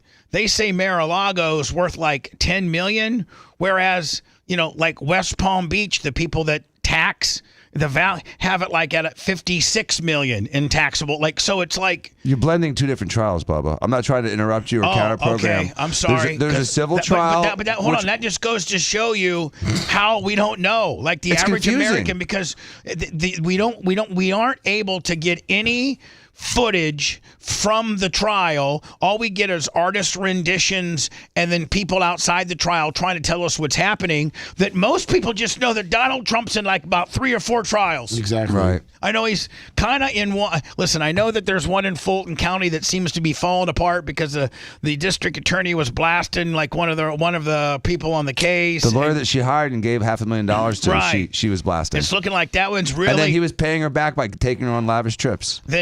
And so this is the way the average American thinks, and that one's a little bit touch and go. That one might get actually thrown out. Right. And then there's the January 6th deal, which seems to be getting like it's like a little shaky. And then there's this New York deal, not to be confused with the first New York deal, which like a jury awarded this bitch like $85 million because she said that Donald kissed her in a dressing room from 1985. And right. It's worth $85 million. There's no record of it at all. There's nothing. There's not even an eyewitness. No. There's not even an eyewitness that saw him on the same floor. Trust TV. What's $10? Now hold on now. So Dan, you got to shut up, because I got to tell you what America thinks. So we know about the way, and then I think there's another one about like maybe some records or something that he had. That's what you're talking about now. Is the Stormy Daniels is the records case. Okay. That's the the illegal, supposedly allegedly illegal categorization of a campaign financial record. No. Then there's the records in the Mar-a-Lago deal. Oh, the business loan fraud. No. The Mar-a-Lago. The secret, top secret files. Yeah. Oh being stored. God, yeah, now that see? one too, right? Yeah, right. See what I'm saying? It's all even confusing. even you who keeps up on this stuff forgot a couple. What I'm saying is like there's so many on the dude that like even you who keeps up on it forgot a couple. Right? Yeah. It's designed They got to be confusing. so many on the dude. It's so they designed. got the hold on. So listen, they got the first New York bitch who got paid $85 million, Correct. which I'm assuming is on appeal. Yes. They got the second one in Manhattan. That was New York State Civil Court. Right. They got the second one on him, which is going on right now, which is the Stormy Daniels, Michael Cohen, that deal. Right. The They illegal got- campaign finance Right, law. which is we'll just call it the Cohen Keith Davidson Stormy campaign. Daniels deal. Stormy Daniels deal. You got the potential January 6th deal that they keep floating around. I don't know what they're going to do with it, but there are people that that protested at the Capitol that are doing hard jail time right now. Yes. Then you got the Mar-a-Lago deal with regards to him inflating various. So that's a New York deal too. That's also a New York State court deal that he already lost. The judge, despite him being taxed by the city for a $50 million property, said that place is only worth like $12 or $18 million, and said the judge said as a matter of law it's fraud. This is what I don't understand. Which you can't do. Hold on. Here's what I don't understand, and I'm the dumbest guy here. Is if the municipality that you live in, if they taxed you $50 million, they taxed you pay tax based on the value they assess, and they assess the value at $50 million, and you pay tax on that assessed value. How in the hell can a state court 8 states away tell you that you fraudulently filled out some paperwork when you wrote down the value of it as $50 million because that's what you pay tax on? How? And it doesn't even seem like it could be like you're making this stuff up. This is kangaroo court. Yeah, it really is. It really would be like, hold on, you can't even do that. Listen, Bubba, you know what?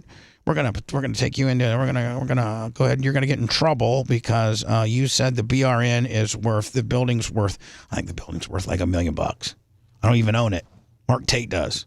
The building's worth $1 million. Okay, so you got to pay taxes on $1 million. Okay, but you're in Indiana and you're filling out a loan, and you said that the BRN was worth $1 million, $1.1 million.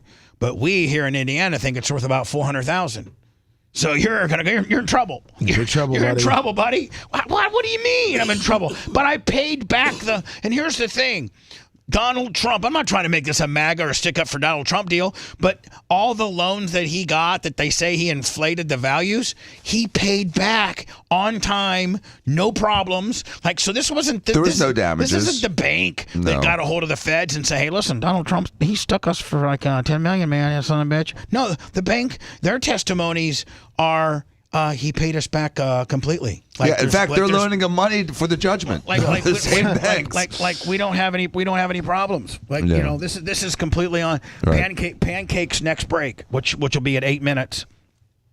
So he's got so many. But here's the deal. I think the more lawsuits they put on him, Dan, the better it is for him. Well, it happens to be true, Bubba, because 2 years ago, Biden was ahead by 8 points, and now Trump's ahead by 2 points. So there's a 10-point swing because the public has perceived two things: that Biden is slipping, and that Trump is getting keeps railroaded. on slipping into his casket. Anyway, here's a little bit of a report from yesterday, New York City, Donald Trump's proceedings, one of his 37 lawsuits that he's involved in right now. You know what Donald should do? He should just stand up and say, yes, in your honor, you and Fulton County and Moraga, everybody that just was trying to get me, how about I just go do 30 days somewhere and 60 days. We'll call it clean. And let me get to campaigning. Let me just go do 30 days since it's all, find me 50 million, 30 days. Let me get the hell out of here. Let me go do my time. And he goes and does 30 days like in a posh federal prison. Wouldn't that be cool as hell? But I'm not going to admit or be registered as a felon because that might make him not be able to run for president. Then he goes and does 30 days, and that makes people like him even more, right? You can run for president as a felon. Yeah, there you go. Yeah, man, you know what? Trump, he went and did his time, man. Right? Sure did. Like what people used to say about Michael Vick. You know, when Michael Vick got a second chance, the one argument people would have is like, listen, though, you know what? He did his time. He didn't get any. He did his full 18 months. Didn't cause no trouble. Like, if he can come back and catch on with another team, like he did his time, right? Mm-hmm. Let me read for you the exchange between Todd Blanche and Michael Cohen. So now, Dan, it looks like Trump's prosecution has got Cohen in a trick bag, and Cohen actually admitted which is New York's star witness. Mm-hmm. Now, again, just to reset everybody, we're talking about specifically the illegal campaign finance charges. So this is the charge that in New York, a state charge that they're actually trying to do a federal case against him under state court. The Justice Department passed on this. A grand jury passed on this, but this prosecutor ran on doing this to Trump. And so now he's doing this. He's trying to force a square peg into a round hole. His star witness was Michael Cohen, who impeached himself relentlessly on the stand for the last 3 days. Yeah, Mach, I can't break till 8:20. Yep. I can't break till 8:20 because I'm so responsible and on time. Yes, you are. So we'll keep it going till 8:20. Hey, listen, if the girls are here, they can just bring it. They can bring us in and service while we're on the air. Yeah, you want cold pancakes? Yeah, bring it right on in. Woo! You know what I'm saying? So let's hear your exchange. Cohen is their star witness. Yes. And Trump's people catches Cohen in a trick bag to where Cohen admits on the stand that he stole $10,000 from Trump. I've heard as high as 40 or 30. Read for you the exchange between Todd Blanche and Michael Cohen. So you only gave him $20,000 and you took $30,000. Blanche, you stole from the Trump organization, right? Cohen says, yes, sir. Blanche goes on later on. He says, you did steal from the Trump organization based upon the expected reimbursement, correct? And he says, yes, sir. So again, that is breaking it out because essentially they walked through what it is that Michael Cohen actually paid Renfidge. And this goes back to, Jose, what you were just talking about, in this brown paper bag, all cash. He came to the Trump organization, an individual who worked for Renfidge, to collect this payment, $20,000, in which Michael Cohen paid out to this individual. The other $30,000 Michael Cohen kept to himself. Subsequently, why Todd Blanche is now saying, okay, so you stole from the Trump organization, correct? And Michael Cohen says, yes, correct. That's Cohen's testimony. So the question is, you stole from the Trump organization. Michael Cohen, star witness for New York City, says yes, I did, and wasn't prosecuted for it. The defense has such a hard on for Trump. Doesn't just throw a huge wrench into the deals that now our star witness actually should be tried for a crime. Mm-hmm. Right? Yes, I think so. Shouldn't it's a worse crime than they're accusing him. Shouldn't the prosecuting attorney be laying charges on him upon his admission? Shouldn't he be charged this morning? Shouldn't he be Mirandized and arrested this morning? It's past the statute. I think it's past the statute of limitations. Okay. Of course. During this cross we're trying to get at essentially here is even during this time in which Michael don't think that they won't go back when they find a little meat on the statute of limitations bone and use that against you to get you to talk. I know firsthand about that. Mm-hmm. Cohen contends that he was very loyal to the Trump organization, protecting the former president, protecting his boss at the time, a man he has worked with for so long, right, since 2007, who is seen more as a father figure even, that he would then subsequently steal from him because he felt as if he was not getting the appropriate bonus that he was due. Hey, me and Trump got something. We got a more, lot of things in common, people Bubba. steal from us. He was expected guy. Certainly a big exchange. Blitz Cohen. I have to say, a momentous kind of exchange between Michael Cohen, Todd Blanche. Michael Cohen says, yes. Hey, I am very Trump-like, just because, Tampa hates me. Like Dan, I don't get... Like New York hates him? Like New York hates him. Tampa's not drumming stuff up on me, but... They did. They absolutely did, Bubba. The Hobb charge was just like this. It was a BS charge, not founded in the law, and the process was the punishment. He knew he was never going to convict you. It was impossible to convict you because it was a non-crime. But the process was impossible to convict devastating. me. It was impossible to convict me because you couldn't even find... You couldn't even find it on the books. No, it didn't exist. It was a non-crime. It was a non-crime, and the whole thing was to shame you and to destroy you in the process and get you going. And that ultimately is what took you out. Process took you out, Bubba. Process bankrupted you. It ruined you. And this is what they're trying to do to Trump. It's the process. They know they have nothing on him, and they're just going to keep throwing stuff at the wall until he just gets stuck in his own mud. It's disgusting. That's what they did to me. Yep. You know firsthand. And hold on, not only that. But then, keep doing it to you. when they didn't just throw out the MJ case, MJ comes rolling in there on a name-calling case. You got two public figures. You got two established public figures that are going out on a name-calling case. It's about as absolutely, fundamentally a First Amendment case as it gets. Falwell versus Flint. There's so much case law. There's there's so much movies made about it.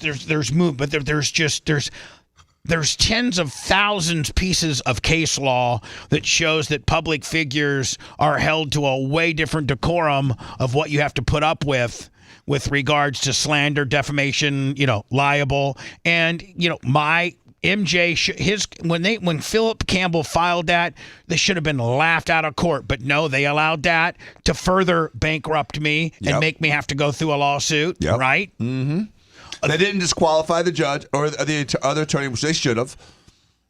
The first lawsuit in the Tampa Bay area, when I made fun of the police officer for Wilder for pulling me over, and when I was on the Power Pig, and I made fun of him and said that he needed a Geritol bag and that he was old and all this kind of things. I was just making fun of him on the air like I do everything, and he got all butt hurt and filed. And he didn't realize that police officers are considered public figures as well. They should that one should have never been allowed. It was allowed. So, I mean, right, I am the Donald Trump. They've trumped up charges on me. And then, Dan, when I've been wronged, thoroughly wronged, or even anybody associated with me has been thoroughly wronged, they never file. They never filed. Jeez. When Calta punched the Merch Crick straight in the face, the 12th Circuit, Ed Frosky, the state attorney, knew she was my girlfriend and told her, "You're lucky Mike Calta doesn't press charges on you because you were the aggressor. When you tried to get your phone back, you reached over his shoulder.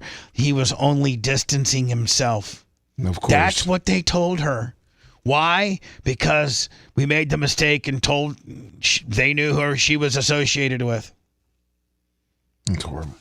When Spice Boys when Spice Boys sends his wife's best friend, who's a bank teller at Bank of America, to go to the Sand Pearl Hotel and ask for a $150,000 check from Hulk Hogan to buy the sex tape. They arrest her. They arrest Spice Boy. They arrest everybody. But when they find out who the victim is, no crime here. No crime here. You're allowed to extort Bubba the Love Sponge. You're allowed. He doesn't have the same right. In fact, Brian Albritton, the former U.S. attorney in the Middle District of Florida, represented Keith Davidson and had a 56 slide report that he played on an overhead projector to Robert O'Neill, at that time, who was the U.S. attorney, who was formerly Brian Albritton's assistant. And Brian Albritton, which, by the way, here's an interesting fact, Dan. Brian Albritton was one of my very first attorneys on the hog deal. Really? When he worked for Holland and Knight. Wow. So he had represented me before. Jeez. He now is representing Keith Davidson, and he gives a 56-page slide report to Robert O'Neill as to how I would make a bad witness, going back to my Grand Rapids days and the things that I got fired for from Grand Rapids, and how I make a horrible witness, and this is going to be a clown show with a pro wrestler and a shock jock. That's why Keith Davidson didn't get arrested. Which is ridiculous. Not this. I don't You're have the greatest witness. I don't Bubba. have. I don't have this. I don't have the same rights. And so when that same sex tape is presented to Mark Ober says Bubba got what was coming to him. I don't know, Lummy, if we can find the Tuttle audio where Tuttle asks Mark Ober. Maybe Macho can globally find that.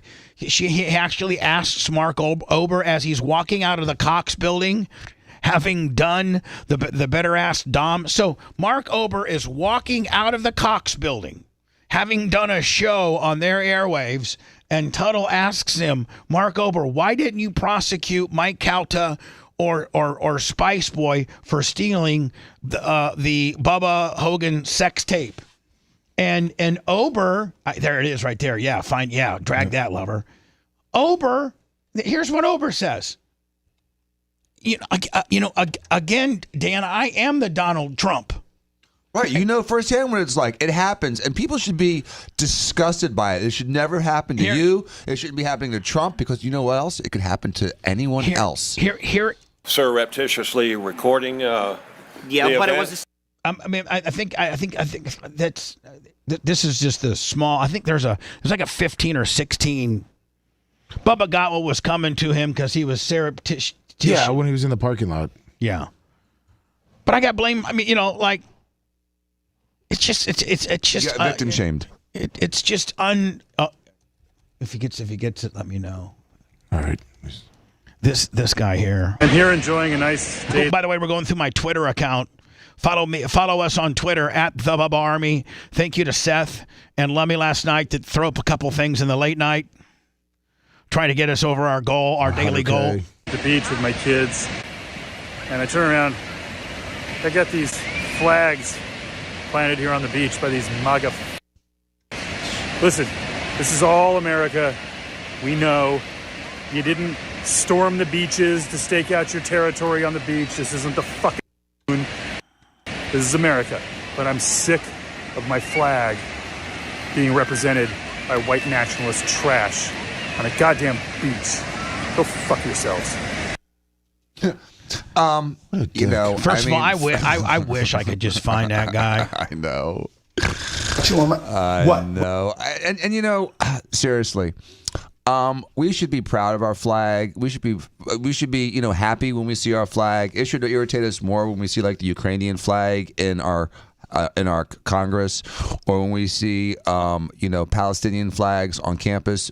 And people are destroying our American flag. Or the illegals that are crossing the border and wave their flags when they cross. Right. And so to him and anyone else who has a problem with our flag, I would love for you to just be struck by lightning and die disintegrated piece of charcoal, because I don't like it. I am tired of it. If you don't like the flag, if you don't like the country, get the F out.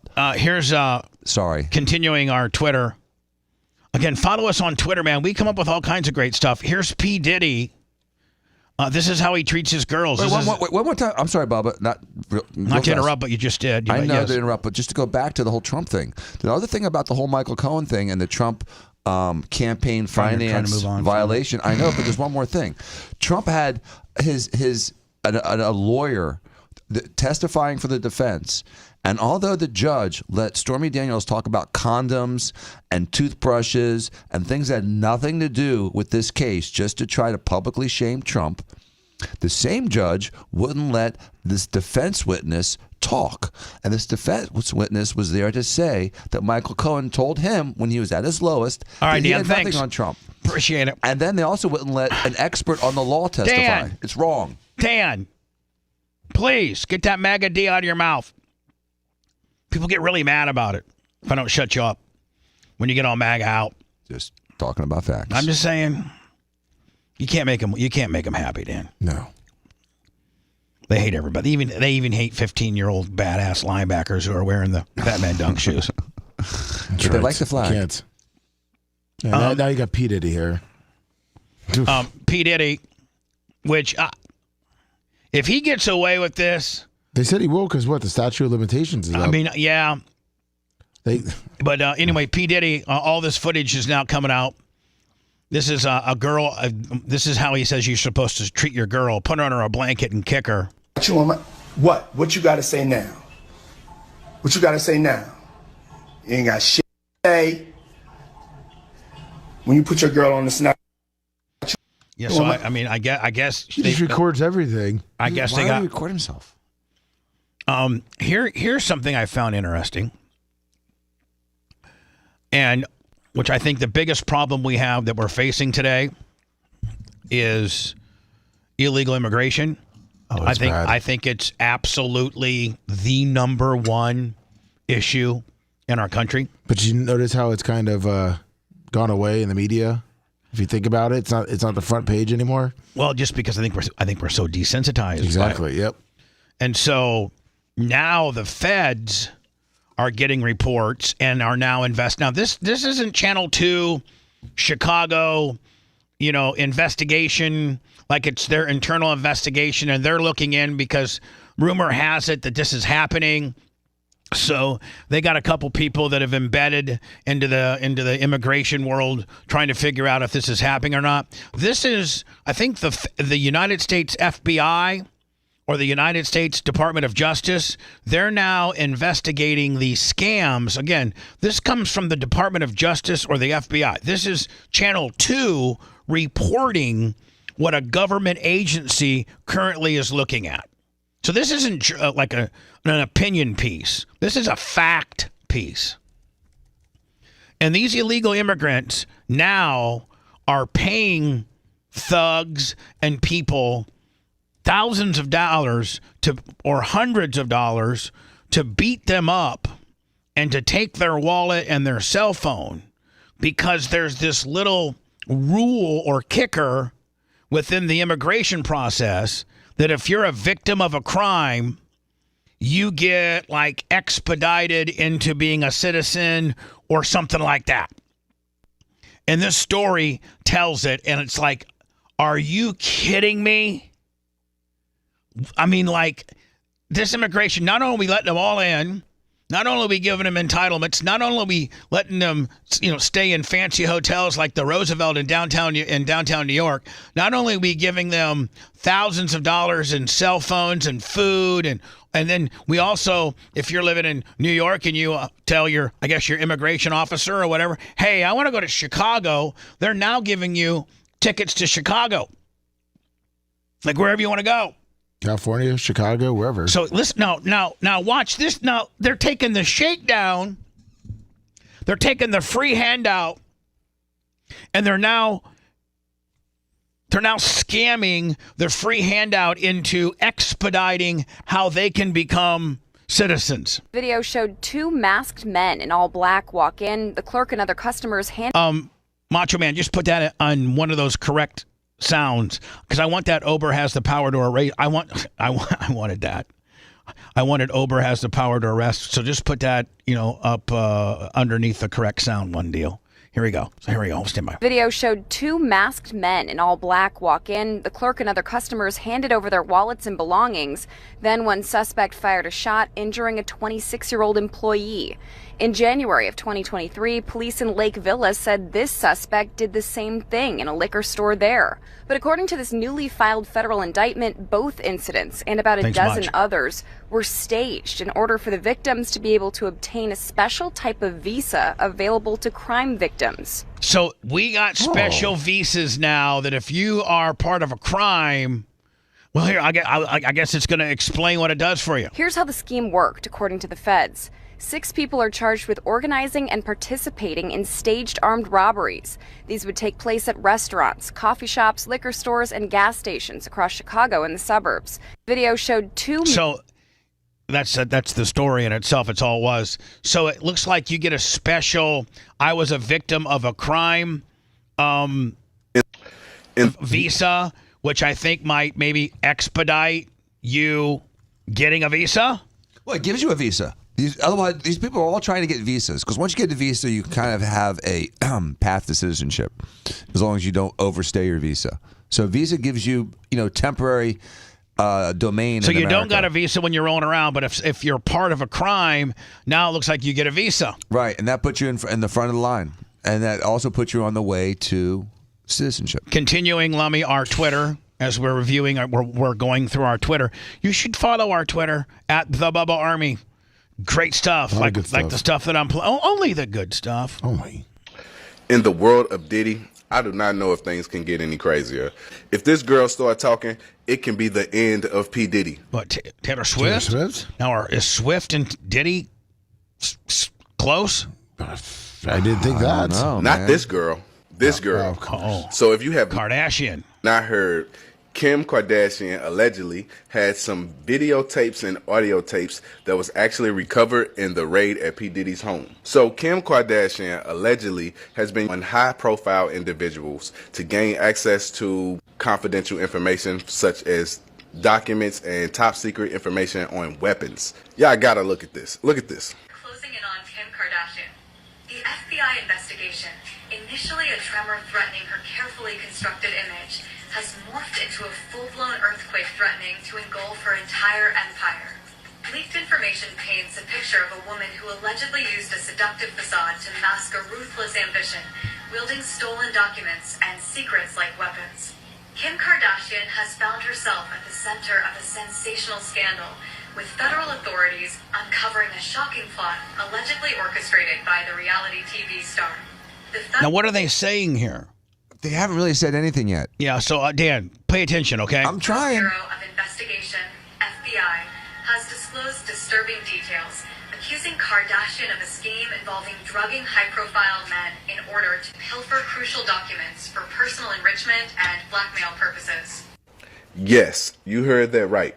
They are accusing her of lacing drinks and things of that nature. So this story gets even crazier. Hold on. Watch this. Saga unfolded when federal agents executed a dramatic raid on the residence of music mogul Diddy, revealing a cache of incriminating video footage.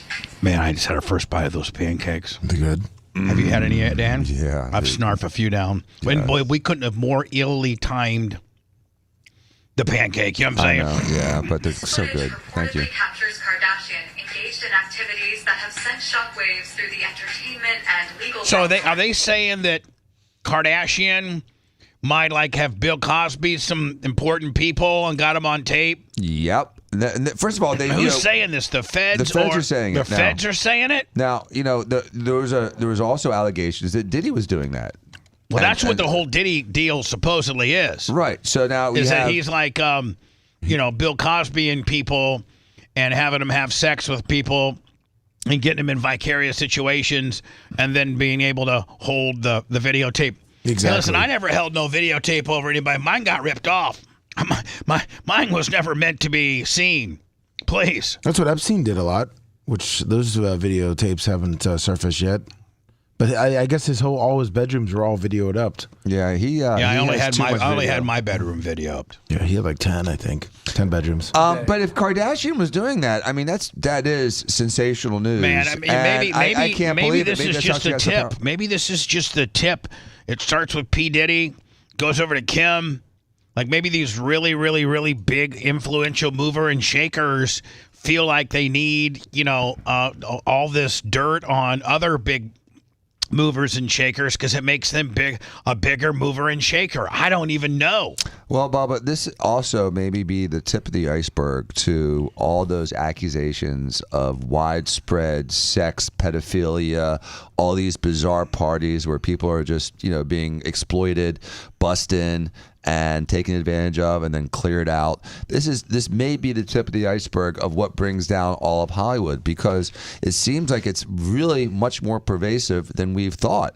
And for Kim Kardashian, who no one would think would be in that kind of situation. You wouldn't think she would be that nasty. No, to be extorting people and drugging people. I mean, it's disgusting. But maybe that's the only way. Maybe that's the only way to make it. But I got it all wrong. If it's true, I gave my tape away for free. but if ruined my life. I messed the tape deal all up.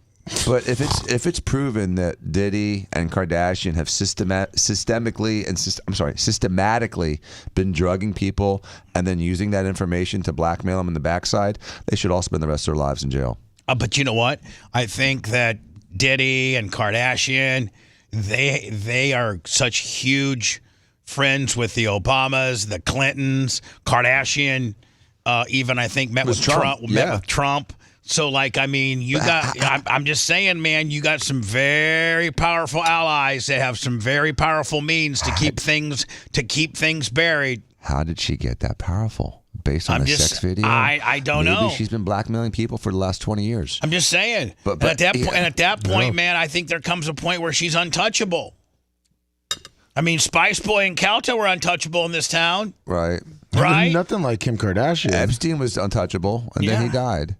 I'm just saying. It matters who the victim is as to whether you're untouchable or not. If you're Bubba the Love Sponge.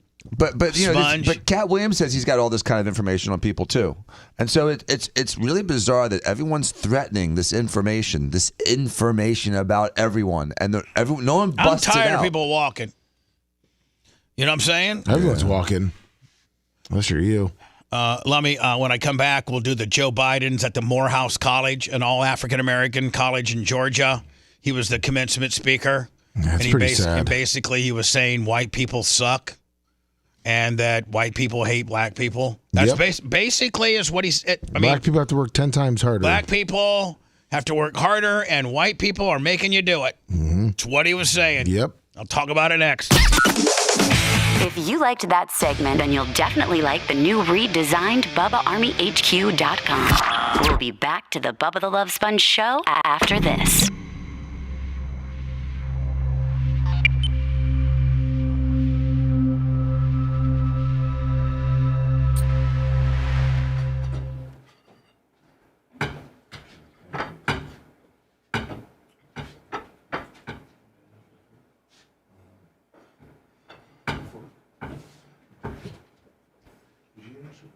Say again? Extra 40. No, I just got one. I'm not wrong. That's good.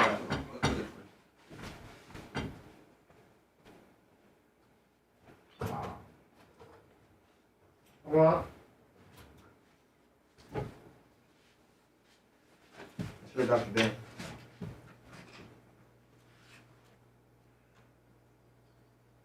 You think so, Andy Sloan?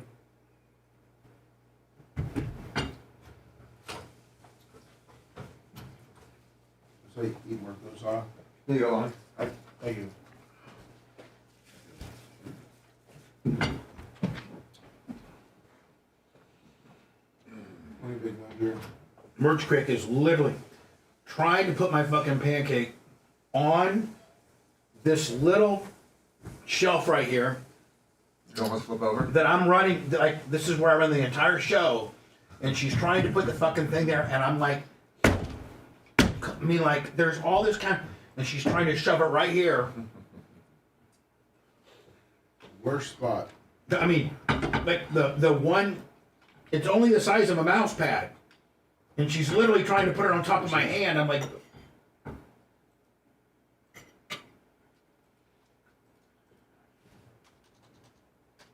come on, Craig. That's better.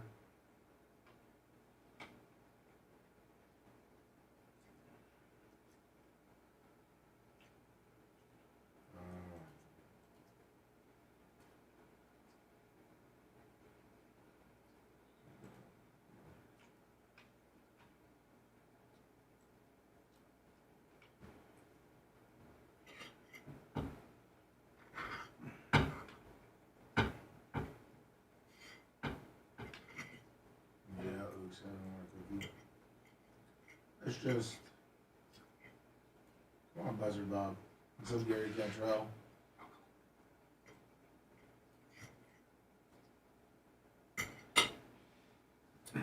J Myers 120484 70 months. Thank you.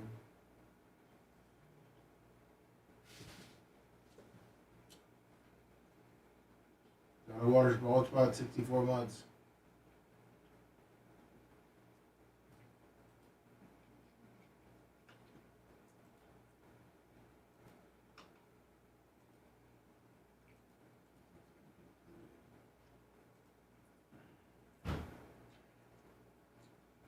Maria Guatemala's white hairs. Two go guru. God, these pancakes are good. Yeah, they're fucking delicious. Maybe, Tim Terry. Marty John Costica. No, it's just public thing. In Fort Walton Beach, does the show just start an hour earlier, or did they delay it an hour? No, it starts at 5. It starts at 5? Okay. So it's 5 to 9.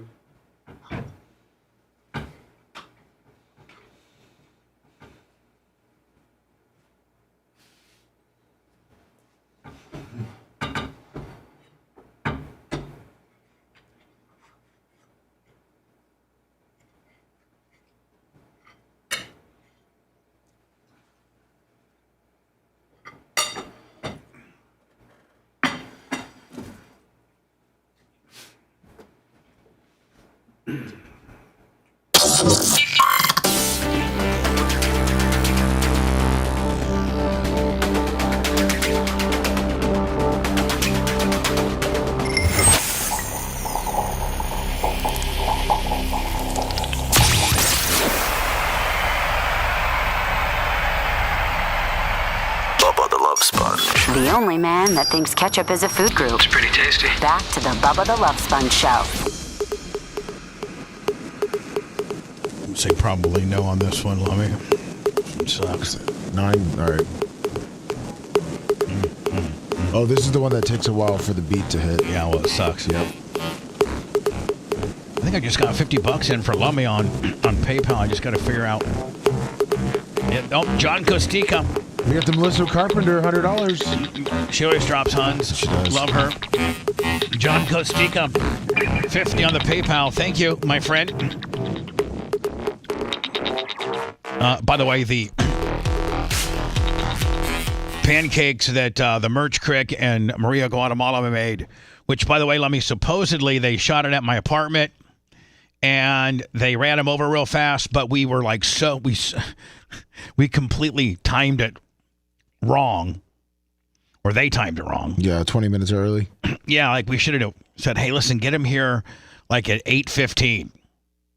Instead, they got him here like at 7:40, and we had to sweep all the way from that last break to 8:20 to hit the contest on 103.1 Put 'em at radio. Yep. But I got to tell you, hot, cold. They're still so good. Doesn't matter. Room temperature. They are so unbelievable, and they're actually better than Metro diners. Oh yeah, and they're better for you than fruit. Well, they're not, Dan. They're really not. Come on, yeah, come on. I mean, please. I should be eating my fruit plate, but yeah, it's just gaslighting. Do you think Merch Kirk can make those on like a weekend on her own? No. Oh. That was a quick no. Maria Guatemala is the talent there. You know what I'm saying? Yeah. Merch Crick's kind of the Gronk. She's a little helper. I mean, yeah, she'll get you that half a cup of flour. She's kind of Merch Crick's kind of within the cooking duo of Merch Crick and Maria Guatemala. Maria Guatemala is the Tom Brady of the operation. I'm telling you that right now. Yeah. Now Merch Crick, she's solid, and she'll stir and she's a workhorse. So you should a cup of flour for you. I mean, she'll sift that cup of flour. Whatever you need done, directed, she'll do. But I don't know if she's going to be able to come up with the game plan. Big E 737525 on the super chat. Maria Guatemala is the GOAT. I mean, that bitch can make. Have you seen some of her cakes? Like the Dr. Dan birthday custom cake. It's the coolest thing I've ever seen. Coolest thing I've ever seen in my entire life. It was an actual breast augmentation procedure, complete with instruments that were edible. Implant. She took gummy bears and melted them all together to create an implant. I mean, it was unbelievable. It was, and one implant was like halfway in the breast. The other one was on the table. I mean, it was really elaborate. It was very creative. She is so unbelievable. Yes. In fact, I think Merch Crick hired her to make, or she probably did it for free. She did Pepe's graduation cake. Oh wow, nice. Yeah, she is a cake. Oh, she's amazing. Cake master. She is so amazing, and she's got. I mean, have you ever seen? She doesn't have Diacos, but she's got nice processes. Yeah. Dan, what do you call a woman that doesn't have Diacos but has another set of implants from just, you know. We still call them all Diacos. Yeah. They're all Diacos. So even though she may have got, they may be somebody, they're Diacos. With the lowercase d. Oh, they're the lowercase Diacos. Okay. Continuing through our Twitter trek. I found this interesting, so I retweeted it. This is what our president's saying nowadays. Don't you think this is don't you think this is a problem? This is a problem. Why aren't more people mad about this? You notice that's a Congo flag behind him? Here you go. Here's George. I'm sorry. Here's Joe Biden at Morehouse College in Georgia. It's an all African American school. Today. You missed your high school graduation. You started college just as George Floyd was murdered. And there was a reckoning on race. It's natural to wonder if democracy you hear about actually works for you. What is democracy? Talk about pandering. Just a little bit. I mean, I want. Who are those two African American twins? The Hodge twins that really get riled up on, I want to hear Don Miller. I wonder what Don Miller was saying about this. I bet you Don Miller was all riled up on this. You know what I'm saying? Yeah. If black men are being killed in the street, what is democracy? Hold on. Black men are being killed on the street. Yes, in the George Floyd instance by a stupid ass cop. But how about Chicago? Black men are being killed by black men. We don't talk about that. Bless you. Whoa. Thank you. I couldn't even hit my sneeze mic. Oh, Jay's here and his mic's not on. And it's his birthday. Ooh, happy birthday. It is his birthday. It is my birthday. We had waffles for your birthday. Happy birthday, Jay. Nice, thank you. What time did Arlene pop you out? I think it was about 8 o'clock in the morning. Really? Yeah. At what hospital? Was it University of Pennsylvania, dude? I believe so. Yeah. Oh, were you in Penn? Yeah, we were all born in Philly. Oh, really? Mm-hmm. Yeah, every one of us. No, but not a one of you born in Florida. Nope. No. Wow. What is democracy?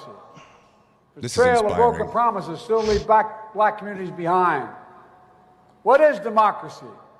You have to be 10 times better than anyone else to get a fair shot.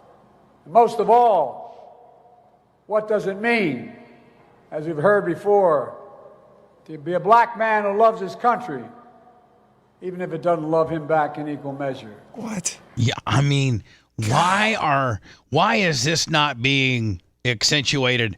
Why is this not more of a problem? This is about as big. This is about as much race baiting as you can possibly do. It's so negative. You know, the purpose of commencement speeches is supposed to be encouraging, Yeah. to Inspiring. the people, and inspiring about going out into the real world and accomplishing your dreams and what their accomplishment was. Has he said anything about what they've done or No. what their future will be? You've This busted is the your most ass for 4 years. lackluster, divisive commencement speech I've ever heard. What does it mean, as we've heard before, to be a black man who loves his country, even if it doesn't love him back in equal measure? You clap for that? No, 10 guys. Yeah, like 7 people. 10 people. I heard a lot of the faculty. A lot of the black people turn their backs to him on It this. was partially for Palestine. I mean, I just don't understand how.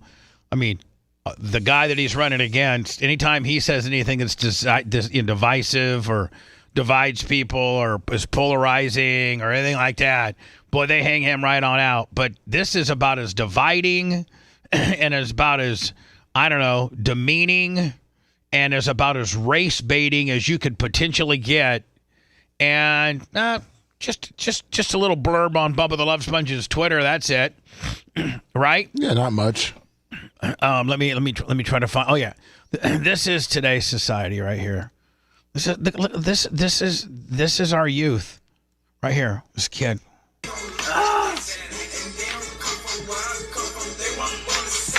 So this is a kid, and he's got like some AR-15 or AK-47, and like he clearly doesn't know what he's doing. He clearly has no idea what he's doing. You are not the captain now. And he looks like from Captain Phillips. Doesn't he look like the Somalian guy? So now he puts in a different magazine. He's practicing mag changes. Oh my God. And, see, now he shoots it, and he's like, "Oh my God, what did I just do?" But here you go. Well, did you see the kid that shot himself? That was a rapper. Yeah, I did. There you go. Maybe right there explains why the P. Diddy deal won't go any further. Yeah. Right? Uh-huh. Okay, so did you guys see My this? ordeal at SeaTac. Hold on now. Oh, let me just tell you. Danny's never seen this. Let me just tell you this. I, at one time, was a very fat person. I'm a fat guy now, but I at one time was a very fat man. And I had to deal with living as a very fat person. And I just dealt with it. When I traveled, I bought 2 seats. I had a seatbelt extension. I knew how far the gate was. I would take breaks if I couldn't make it all the way. You know, because I had like Dan, what's the highest level of edema you can have? Stage 4 edema. I had stage 4 edema on my legs where you could literally push your thumb all the way in and How long would it take for it to come out? A week. So I'm just saying, like, I was I never. Like Stretch Armstrong. I never blamed anybody. I never demanded any wheelchair service. I never ever bought 1 seat. I always bought 2 because there'd just be no way I could fit in one. And, I would walk up to the flight attendant and try to be kayfabe about it, be like, hey, can I get a seatbelt extension? Sometimes they'd hand you one right there. But other times they would, after they did their demo, they would take the one that they were using, they'd bring it to you so everybody knew that you had a seatbelt extension. But, I didn't blame anybody. I just got through life as a fat ass. And you know what? Then I eventually lost a little bit of weight and became half the fat ass that I am. And now I don't even need a wheelchair to make it to the gate. I can walk. I do like those people movers, though. They are nice. So this bitch, she feels as if society owes her for being fat. And it's a handicap that society needs to be ready to help her with. My ordeal at SeaTac Airport will shock you. This experience I'm about to share with you is yet another example of why employees This right here could almost be used as the video as to why our country is going to hell in a handbag. She's scraping the walls. Yeah. She can't even get. You're right. Hey, you know what? The airline, she could have charged the airlines for cleaning. At least I cleaned the walls for you guys. Imagine she forgets something, has to turn around. Sensitivity. Training, a demand outlined in the plus-size travel petition, is desperately needed. It's like that scene in I'm Austin a plus-size Powers. wheelchair user, and on a recent flight to the SeaTac Airport, I requested wheelchair assistance, as I always do. When it came time for me to deplane, she don't need no wheelchair. She looks like Mike Singletary. Yeah. She don't need a wheelchair. She's fat. I want to say Can we not fat shame, but shame this person? I'd say William Perry. I'd say it was But what I'm saying is like, is a little but what I'm saying is like, man, she can get around. She's young. She's fat, but she can get around. She's good. Gilbert Brown's better. She needs to buck it up, man. So you're a little out of breath once she gets to your destination. But I mean, god dang, you're fully mobile. Look at you. You're rolling good as hell. Honestly, from a football perspective, that's a perfect build for a center. Yeah, that's how you for a want nose guard. Yeah, that's what I'm saying. That's what I'm saying. She's the Gilbert Brown gravedigger. Yeah. She's the Tony Saragusa. Yes. Yeah. She's the goose. That's perfect. I mean, listen, back in the day, they used to try to find like a 360-pound guy just to do nothing but have to take that guard on a double team. That's right. That's all the guys. Try to get the guard center. The guys. Listen, Saragusa, Gilbert Brown, the Fridge. Their only job was to make the center and guard have to block you, which helps with the blitz on the linebacker. Yeah, line up in the gap. And 2 guys have to account for you, which now frees up our linebacker, frees up a safety potentially. Yep. As I always do. The bitch is fat, but she's roll around. She's fat. Moving Hold fine. On. She's fat capable. Yes. Very much so. It came time for me to deplane. I saw the employee who would be assisting me with my wheelchair waiting for me in the entry of the jet bridge. As I approached her and she realized she's rolling good. She's walking fine. Yeah. Like, come on, girl. You're fat capable. Exploiting the system. She's exploiting the system. You're being a Karen because you know what? There's far fatter people that could use these wheelchairs. You're rolling around. You're very mobile. Be assisting me and not one of the smaller passengers. She started to walk away with the wheelchair while making comments about my size. Yes, old girl. She doesn't want to push a cow. Well, maybe she couldn't. Old girl was like, man, I don't got the muscles to push old girl. I gotta get the hell out of here. Even when I told her I really needed the chair and needed her to let me sit down in it, she blatantly ignored me and kept walking. I was then forced to walk up one of the longest jet bridges I've encountered, and she didn't stop. By the time she let me reach the wheelchair and sit down, my lips were white. My Listen to this. oxygen levels had dropped, and I almost fainted. This was my first time flying without oxygen. This woman just assumed I could walk and would rather me do that. What if she couldn't instead of push her her? having to push someone my size up the jet bridge? All the other attendants wheeled their passengers up the jet bridge, but my needs were disregarded. This is discrimination. Nobody should be treated this way. Share your story at change.org/size travel. Discrimination. Yeah. Wow. Plus soon we'd want size. reparations. Plus size. Well, Yeah, Lummy's got the same problems just by being giant. Not my fault. No, I know that. That's what I'm saying. You know, the big people have rights too. That's right. Lummies have rights. Oh, so this woman here hadn't eaten steak, or I'm sorry, hadn't eaten meat in 5 years. Is she like a vegan? I don't know. Oh, these are great. But she goes to Ruth's Chris, which, by the way, is pretty damn good steak. Yes, and this is her first bite of steak in 5 years. And look at it. Oh my God, just look at it. Because naturally, I think Look how excited I she just is. think as human beings, I know people are vegetarian and vegan and whatever, but I think just naturally, Dan, we're wired as human beings to crave meat. We're carnivores, right? We're carnivores We're and omnivores. herbivores. Omnivores. It's called omnivores. We eat both.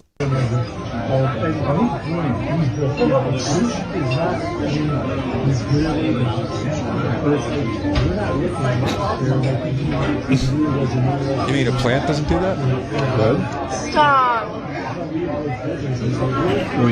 I'd probably pop an erection right there if it'd been that many years since I've Did since she I like it? She didn't like spit it out. She enjoyed it, right? I don't know. I think No, I think yeah, she ate the loved whole it. thing. Yeah. Okay. Yeah, I think by the way, I didn't know how cool is Jackie Chan still alive?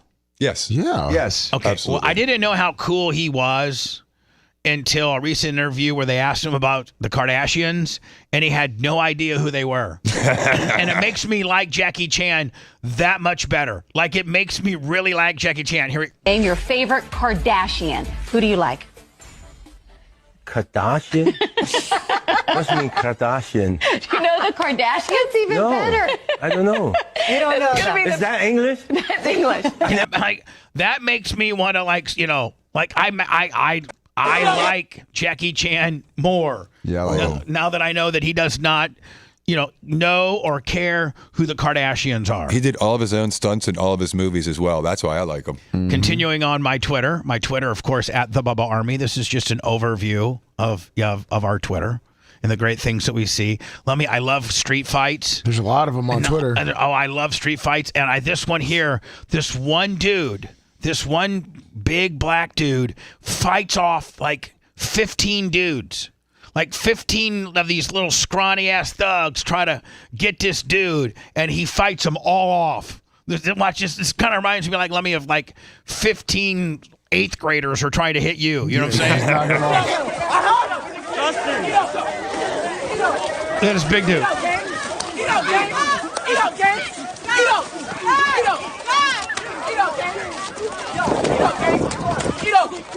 Look, he's gone through all of them. He went through every And one of dropped them. a couple. Hold on, I played Where a did he game. do? I got to look at that again. The Play- shirtless I'm a- guy. If I'm a football coach and that kid's not already on the team. And he's not my defensive lineman. Yeah. Straight ass thug. Just like Dion says, man, I want my defense linemen to be thugs. Yeah, nasty. Nasty ass thugs that come from broken families that love their mothers. That's what he wants his defensive lineman to be. Look at this dude. He fights off 15 dudes and still left standing. Look at man. I mean, he swarmed. He swarmed. They ripped his shirt off. Ripped his shirt off. The guy in the red takes him down. Boing. Boing. That was his last good shot. And then after he dropped him, all the rest of the guys are like, okay, now, man, we might want to reassess this situation. Yeah. Ooh. Here's our great president. Yes, the great one. This is the great one, and this is what he did. And he did this. He did this, ladies and gentlemen. He said he was going to do it, and he did it. He did it. I can't wait to see what it was. There are going to be no deportations in the first 100 days of my... Here's the other thing. Hold on. Yeah. Here's the other thing. Not only did he do it, but just look how much he's deteriorated. This is obviously very early on in his candidacy. Like, this might be his first week or so of being the president. And look how much sharper he is just 3 years ago. Watch. There are going to be no deportations in the first 100 days. He looks 15 years. His cognitive skills are 15 years sharper. You can understand 3 months ago. And it's insane we thought he how was much a fool. how much we still clowned on him during that election process. Exactly. Like the red flags were all there. Yeah. And it's just gotten so much worse. And now he's 46% slower than that. There are going to be no deportations in the first 100 days of my campaign. Let me get that right. You are going to freeze deportations? Freeze deportations for the first 100 days. And only people will be deported are people who committed a felony while here. That's number one. I lost that. Yeah, well, it's...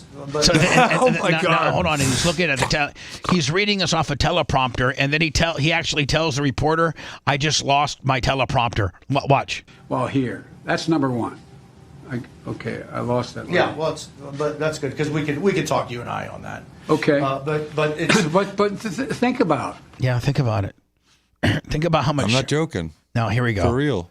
It's not hyperbole. This is... Hey, Dan, you know that woman that lives in your neighborhood that got the speed limit knocked down to 25? Yeah, we're not talking about her. I know we don't talk about her, but I've never met the woman. I'm sure she's great. I love her. Very strong woman. I would maybe picture her something like this. Here I was, sitting in Los Angeles in my beautiful office of my own late-night talk show. Soon I would be driving my hybrid car to my beautiful fucking home to kiss my two beautiful and healthy children and my husband who had taken the year off to parent so I could focus on my career. Fan in Orlando, $100 rant. Fan in Orlando, $100 rant. Oh, nice rant. Thank you, buddy. Have all of this. And by the way, Super Chat Lummy has been on fire, and in lieu of Cash App, thank you for the huge Super Chat. That goes to your total, of course. Thank you. All of it. Jeez.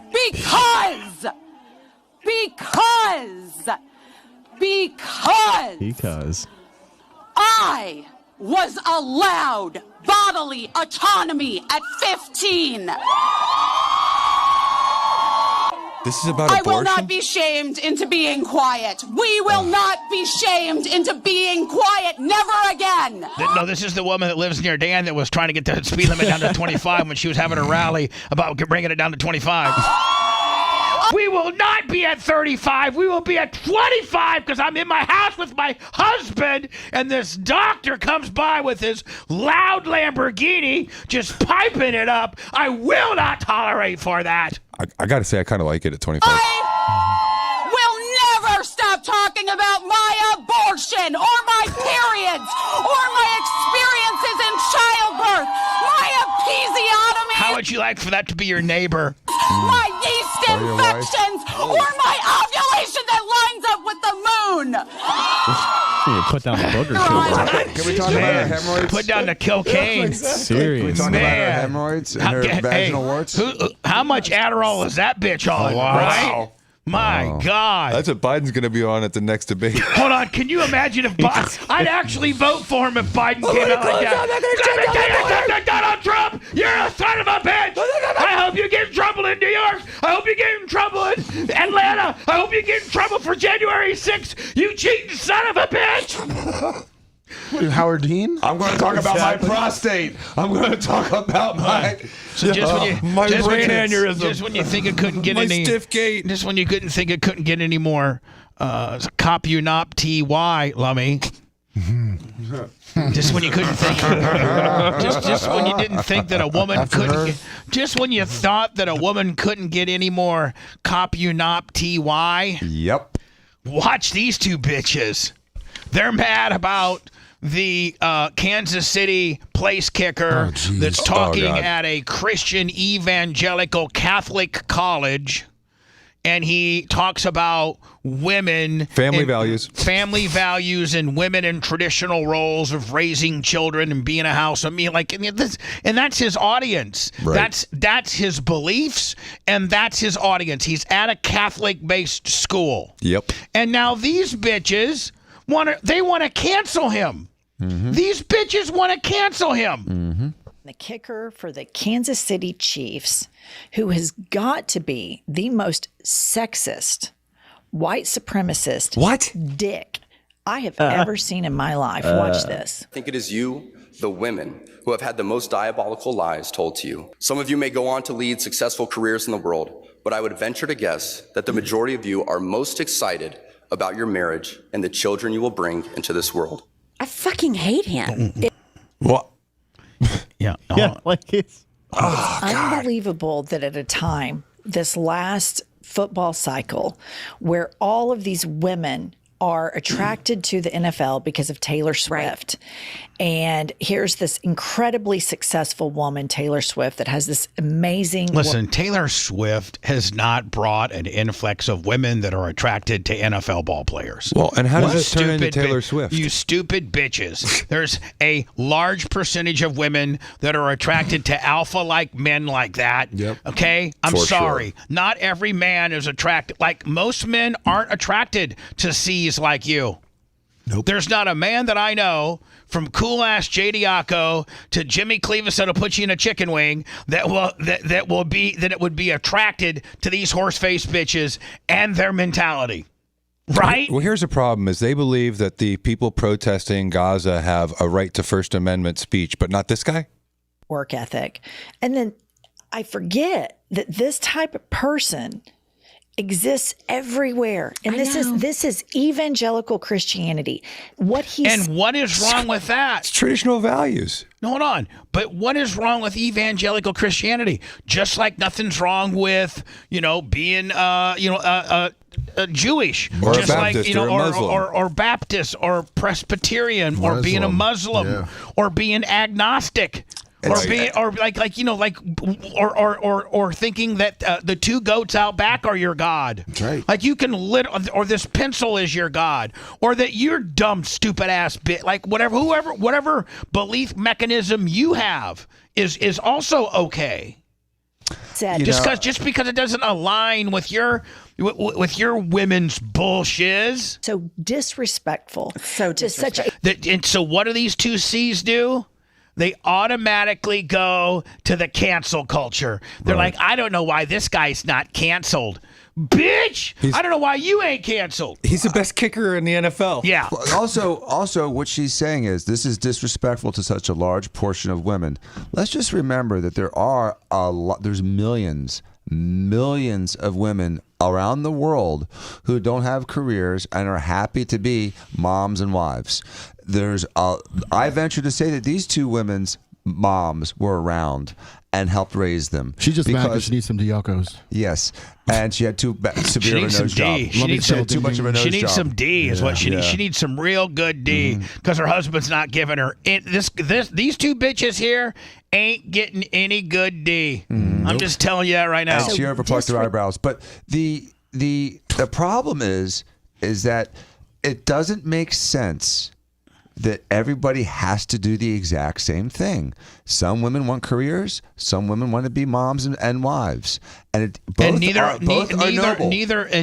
wrong. And they're not mutually exclusive, because some women are badass enough that they can be wonderful moms, wonderful wives, and have a very successful career.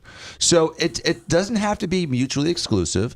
And a lot of women do really look forward to having a family and to having children. That's how we continue as humans and as a race.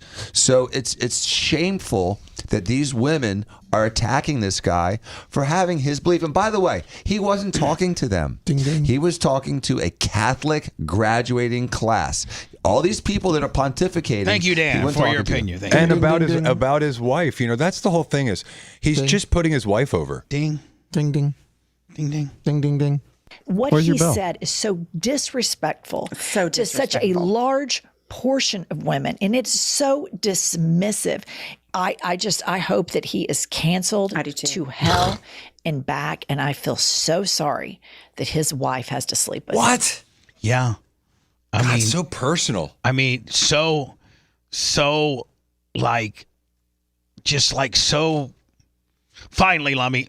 Finally, some good news here. Hold, Lummy. We'll play this going into words. Nice. And as you get your Air Bubbas, and as you get your Bubba Army, unbox it and do a little video for us.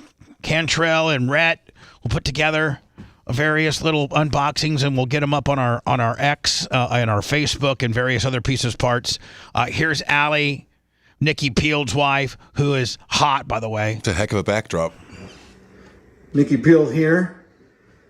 Allie is going to unwrap the. By the way, Allie's hot. You should see her ass. I mean, this isn't the best angle. She's really cool too. Air Bubba She is ones.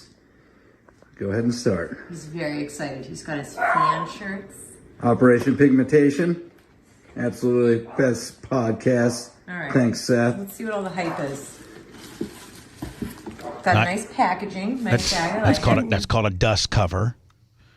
In the business, Allie, that's called a dust cover. Oh, for like real Velvet. sneaks? Yeah, it's called dust cover in the Got biz. Bubba with a donut. Fat guy dunking a donut.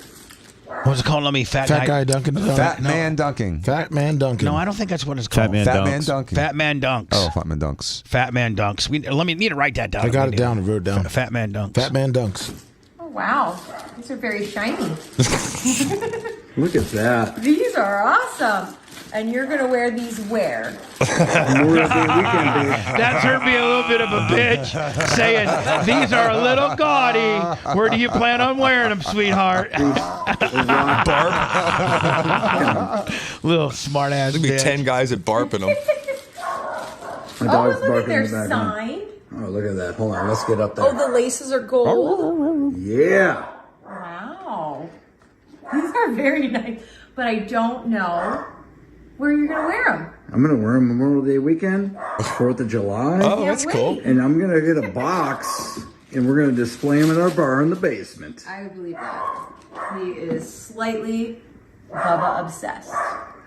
They're good. I love it. Absolutely.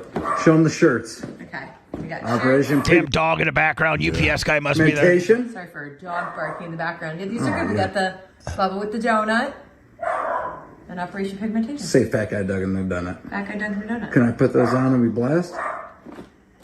Did you hear what he said? Here's the pop. Can I put those on and we blast? Yes. Look at her face. She's like cool. That's what I'm talking about. She didn't say no. Subscribe. She didn't say no. Bubba Army, baby. Pulled it out for him. She didn't say no. She's already got a Bubba Army shirt. She's ready to go. You know what, Dan? I don't think I've shown Jay the Bubba Army 2s. No. I don't think I've shown Jay. You need to. Yes, Yeah, absolutely. Let me show Jay those. If you want a deep dive into the Bubba the Love Sponge show from the past, go to BubbaArmyHQ.com. We'll be back after these words.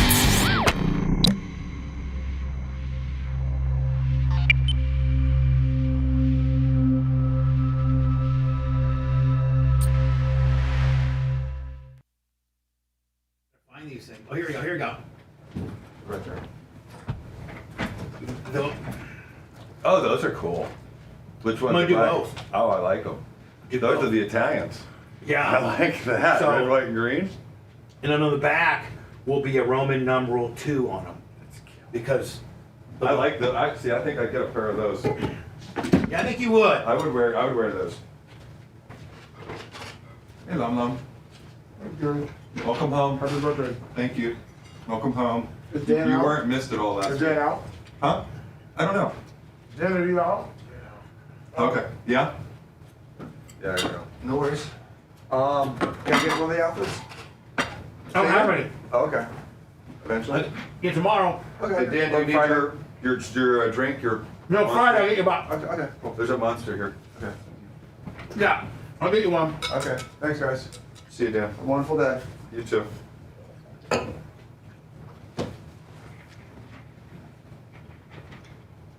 Morning, everybody. Thank you, Kirk. Almost divorce lawyer, what up? Big Buck, the Gary Cantrell, thank you guys. 54 never felt so good. What up, HS Bubba Fan 69? Thank you. 54, I can't believe it. Yes, John Z. Fradley, I'll be 39 forever. I'm gonna start counting backwards. Thank you, Trickney. H Dog, Florida, what up? Rudy from Florida. Dave Carr. DDP, what up? Maria, Guatemala. How's Thank you, everybody Maria, doing? on the pancakes today. Oh, is that what those were? Hers? What up, Snizuki? Tony and Chloe, how you guys doing? Hey, everybody, thank you on the supers. Barbara. The supers have been great on YouTube. Thank you.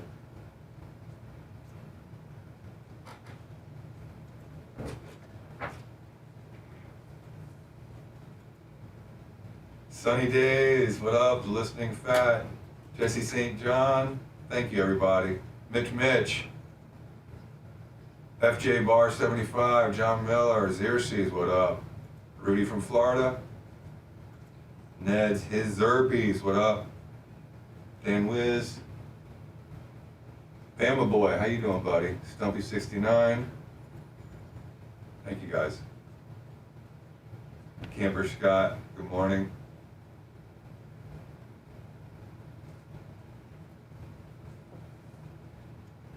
I'm going to go with my kindergarten buddy, Pity, to surf next week and pretend like I'm not 54.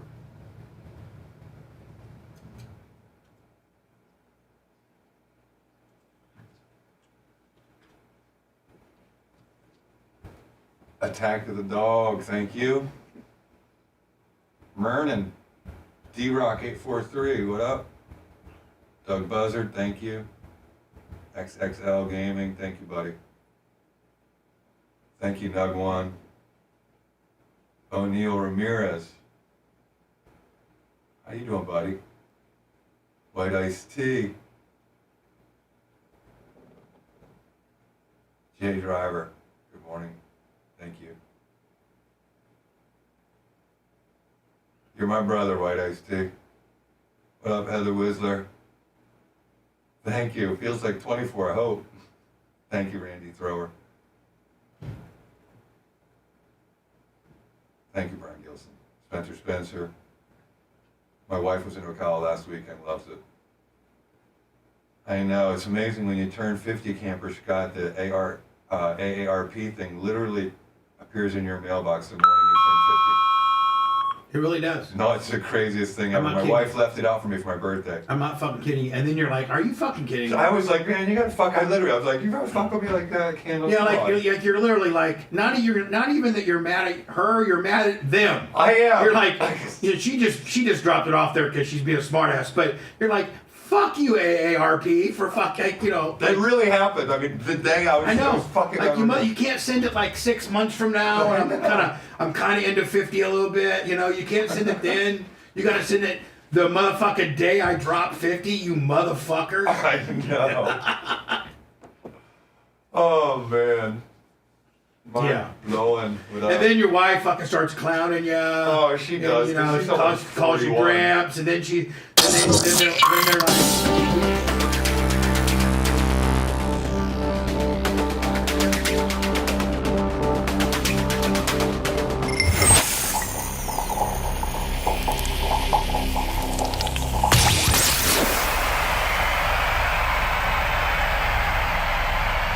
He's the biggest Longhorn Steakhouse groupie. It's the Bubba the Love Sponge Show.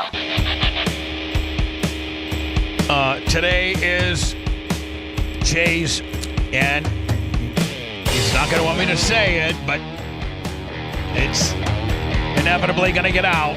He's 50 today. And from a guy that turned 50. 54. Quite. Well, you're not 54, are you? I'm 54.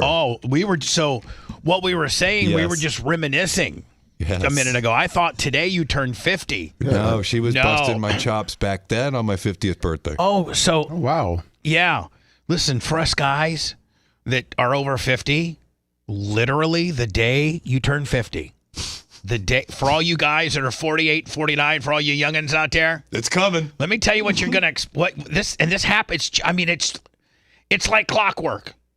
100% true. Like it's 100. Like it happened to my best friend Larry Plummer. It happened to Tony Stewart. You know, it happened to you. It happened to Dan. Yep. I guarantee it happened to Steve. Yep. But Jimmy, but on your 50th birthday, or maybe the day before, based on the mail cycle, you will get in the mail, welcome to your AARP starter kit. Oh, wow. And they all the discounts you can get. Yeah, and they now want you to start thinking about joining AARP, which is like what, American something retirement people or something. American Association of retired people. Yeah, AARP. Do you really get good discounts? Well, I've never done it because I'm humiliated to do it. I Hold would on. never ask for that See, discount. a lot of it's 55 and up. So I've qualified for a while. And so, yeah, you get like huge discounts, but I'm embarrassed. I don't want that server to know I'm 58. I'm going to pull out my AARP card at dinner. Can I get my 10% discount, please? I want them to think I'm, not 45. Like, yeah. Oh, Jay will pay $80 extra for a dinner with his boys not to whip out his AARP. Please don't say my name or my age. Bubba, it looks like you might get 15% off at Longhorn. Oh, listen, I just rely on the great listeners to send me gift cards, so they don't make me go through I would like the senior discount. No way. No way. But I swear to God, for you 48, 49ers, what I wouldn't give to be 39 years old. Jesus. 15 years. Let me see, 39. What's that put me at? Okay, I'm 58 now. So 19 years ago would have been what year? When you're rocking hard? 2003. Oh, man. No, 2005. Or 5, excuse me. I was just getting ready to sign on with Howard. Looking about 235, jacked. About 250, jacked. Just getting ready to make the biggest money of my life. Just please, straight pimp. Anyway, when you get ready, when you're for all you 49ers out there, Good and I luck. ain't talking about San Francisco's. I'm talking about all you Bubba Army that are 40 on your 50th birthday. Literally, you get this welcome to the club AARP pack. And if your wife, most of us have younger wives because we're pimps, and they always throw it out there and make you feel like crap, call you Gramps. That was the part that we didn't say on the air. Kids will start piling on. Yeah, my wife woke me up on my 50th birthday with that sitting at my chair on top of my gifts. Right. Welcome to the AARP. Yeah, like almost saying that, I know you can't even get a boner anymore. Oh, please. That's not what she's saying at all. There'd be a pack of Viagra up there. Oh. Jealous. Did you see where Antonio Brown's filing for? About time. I wish I could say these things surprised me. Listen, I'll tell you one thing. I have faced some really, really, really uphill financial battles. I'm in the process of trying to settle with the IRS. Because I had that federal lawsuit, and people don't even realize how much it messed you up. Well, listen, when you're on the hook. Wait, listen, Jay knows. When you get an $800,000 legal bill just to proclaim your innocence, it hurts. It hurts to be right. Not a lot of people can absorb that. And it was everything. And so since my competition knew my contract, and they knew if they could get me involved into a lawsuit that I indemnify my company that I work for all lawsuits, and I have to pay for them myself. So Cox knew that if they could get me hemmed up on some big lawsuit, it would drain me down to zero. Really, Jay, that's what happened. For sure. They looped me into a big Fed deal, and that was it. Lost my house, lost the studio, almost lost the track, lost everything. Federal lawsuits. And if I'd had my massive law firm at the time, I would have done it all for you for free, Oh, no, you have before. I know. Yeah. If I had 50 lawyers and 150 employees and my stable of people before, I could have handled that for you. No, I know. I was a one-man show at the time. I still feel a little guilty that I couldn't help you. Nobody really could, though. It's a perfect storm. It was all the sun, the moon, and the stars were all aligned against you in that one. Sure. But you know what?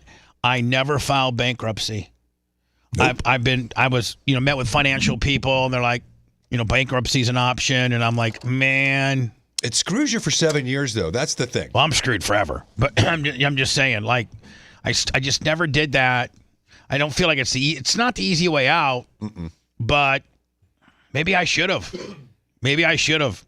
But anyway, Antonio Brown, he's got, I think looks like a lot of it's lawyers. I'm looking at it now, and it looks like it's a lot of well, he's kind of a dick on this one. He's got a plumbing company that he owes $290 to. Yeah, I mean, come on. I mean, like the 1.2 million, 968,311,000. Does it show his creditors? That's what. Yeah, I'm gonna try to send it. It's a PDF file. Well, just go. You go through them. Antonio Brown, former Steeler, most notably former Buccaneer, and would have been fine as a Buccaneer. Never would have lost his gig as a Buccaneer because he had Tom Brady, as the insulation and the glue. Yep. Until you piss off Tom Brady, until you disrespect him, then you're done. Like, not only are you done, but you're probably done in the league. Like, because the league has so much respect for Tom that they're like, man, if you did that to Tom, you're not going to be able to, deal with our very, very, very unexperienced quarterback as compared to Tom. Tom's cool. Tom's cool hand Luke. Like, Tom, like, if you can't get please, you can't be a wide receiver for Tom Brady, who's a coach and a GOAT and a 7-time champ. Like, if you can't. I mean, he's like the greatest of all time. If you can't work under his work ethic and his rules and his toolage, then that's on you. That's why Antonio Brown never got picked up by anybody else. He has the skill set. I mean, I bet you the guy could go out. The guy could put on a pad right now. He's a physical absolute freak. He is. That's Mike's not on. Who is it? Rhett. Okay, I'm sorry, Rhett. Sorry, Rhett, about that. It's okay. I was just going to say, I mean, even if he had stayed on his best behavior with the Bucs and played out the rest of his career, despite everything that had happened in the past, all the drama he had caused beforehand, I want to say he would have been a Hall of Famer. I think so, too. I think he he literally was on an all-time pace before he lost his mind and ran himself out of Pittsburgh and then, had a bunch of stints with a bunch of other teams, and it just got worse and worse. But he was able to redeem himself. He was a huge part of that 2020 championship team. Absolutely right. It was a huge signing in the middle of the season when they took a chance and they signed him. And again, he stayed on his best behavior. But he was racking up a reputation around Tampa and around town with plumbing companies and ex-baby mamas and stuff like that. But I do think despite all of that, if he had just not ran off of the field, he could have been remembered in a much better light. Even if he had just kept his shoulder pads off and stayed on the bench. Yep. Sure. Stayed on the bench. They could have spun it into an injury They could have spun it into, he had a migraine, he had a, CTE, whatever. But he got selfish and made it about him and try to take over the limelight and completely, you're right. You're right.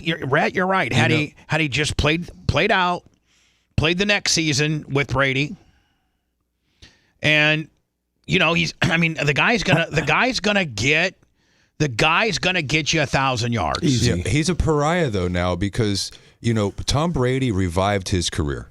There was no one wanted to touch him, but the thought process was Tom Brady's going to bring him in. He's going to kind of chaperone him, and between Bruce Arians and Tom Brady, they should be able to keep control of this guy.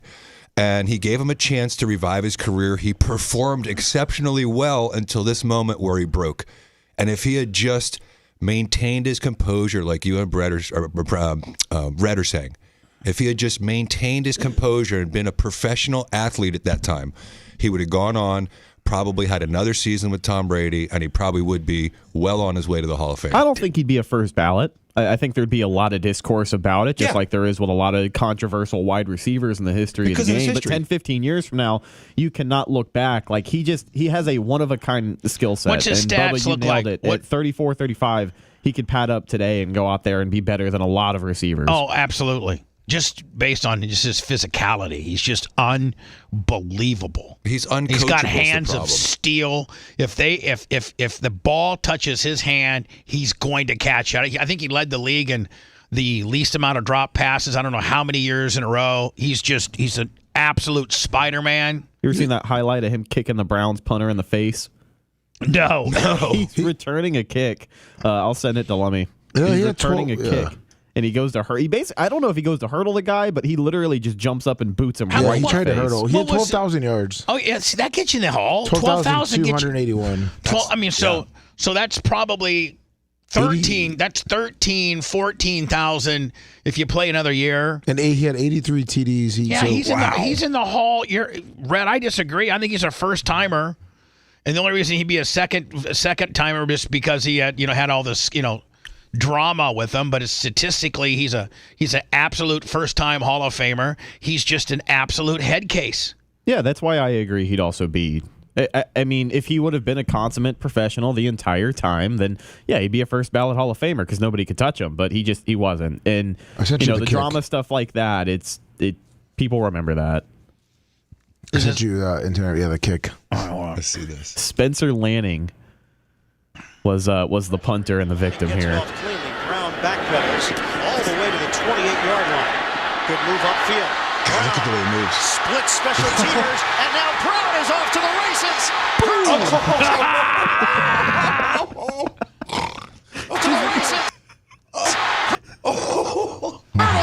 Kicks a man. Wasn't he from Western Michigan? Central Michigan. Central Michigan, yeah. I can't believe now, I've hold never on. seen Did that play. they drop a flag on him for kicking? Yeah, they kicking. Did. Yeah. I think it was unnecessary roughness. Kicking. Yeah. He cleaned him in the face mask. Oh, I'm sure they'll play the instant here. Hold on. They're going to get Brown for that hurdle right to the face. That guy's like, what? Of Lanning. The guy had to go to plastic surgeon and probably get sewed up on his nose. This return, but a real mistake by Brown at the end of it. Makes the first guy miss Look at here. that cut. Then he's going to make 9 other guys miss here. Oh my God. Just flailing away at number 84, but I don't know why Brown thought kind of more on the neck deal. he had to do that. He had the outside. He could have scored easily if he sticks to his left, but instead tries to hurdle Lanning and puts his foot right in the face mask. A cleat to the face of Spencer Lanning right there. Man, He and did a Brown Bruce Lee kick. even put a little infant, That will an extension on the deal. And the thing is, when But he was wasn't coming out he- of college, he had a couple of behavioral issues. Like, there were some red flags, but I think over in Pittsburgh in the early years of his career, He was good. He followed the rules, man. But he was incredibly good. But wasn't Chad Oko didn't Terrell Owens and Ocho Cinco kind of flame themselves out of the league too? Yeah, but I think the league has kind of come back around on guys like that in a positive light. Like Ocho Cinco every year is like a spokesperson for Madden. You know, he's one of the ratings adjusters that they put out there and have him show up to games and stuff like that. He's doing media stuff. He's doing a podcast now with Shannon Sharp on their network, and it's actually doing really well. It's called Nightcap. And then like Terrell Owens, I believe. No, but did one of those two quit 2 or 3 years? Terrell Owens when he was working out in the driveway. Yeah, but then he ended up getting picked up by Tom Brady again, and they won a Super Bowl with him. He did that to him too, as well. Terrell Owens? No, he beat T.O. He was I was at that Super Bowl. He was playing for the Eagles at the time. But he did that with Randall Cunningham and went 16-0 and then lost the Super Bowl. No, you're talking about Randy Moss. Randy Moss. He did And you are. I'm off. You are I got 50. the first names right. You do need that AARP. You're listening to the Bubba the Love Sponge Show. If you want 24/7 on-demand Bubba and the crew, go to BubbaArmyHQ.com. The Bubba the Love Sponge Show will be back after this.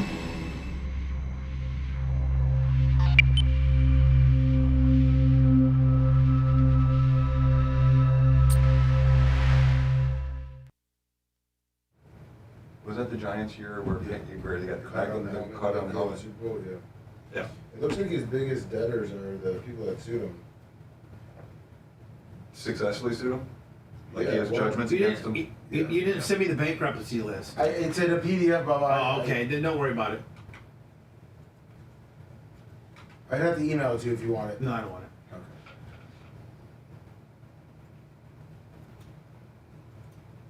Randy Moss seems like a pretty cool guy, doesn't he? Oh, yeah.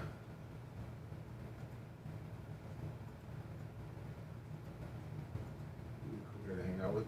Yeah. Technically he was on Florida State. He would have been a good wide receiver there.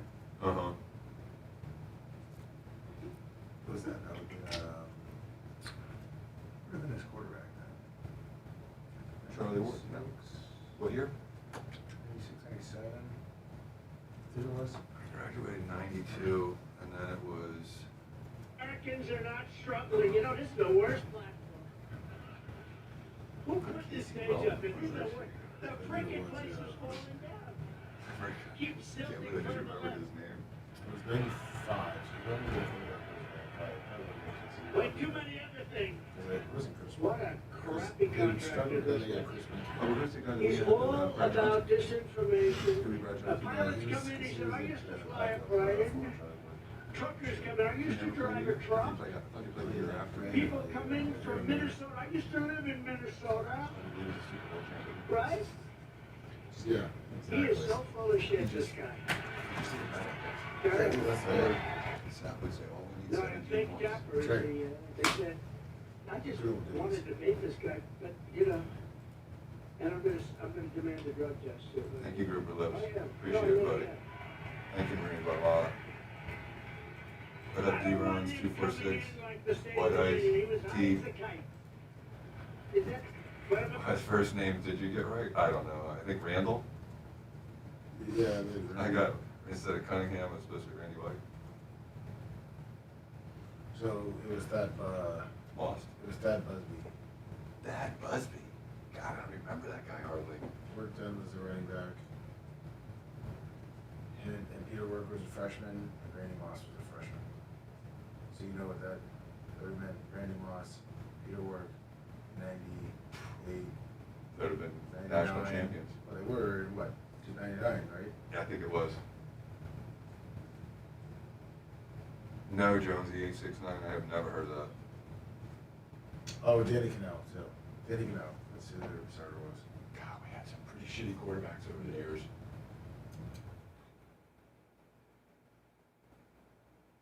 Well, that's why they had to pick up Chris Mickey at 28, 29. You know, Jonesy, it's not uncommon for a judge to, like, limit the testimony, but I think the way that he's limited the testimony has been ridiculous. He'll let Stormy Daniels talk about sexual encounters for hours, and he won't let an expert talk about the law. What up, Nick? Thank you for that Diaco Law Tumblr.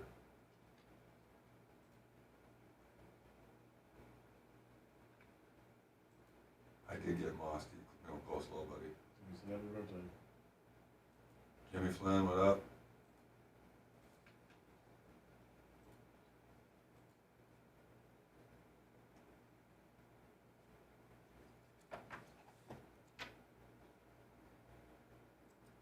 You know that year 95, you're looking at it, Danny Cannell, he was 10 and 2. Did you hear, Jay, that Lemmy got a promotion? No. Yeah. What are you doing, Jay? You're not listening to the show? I was showering.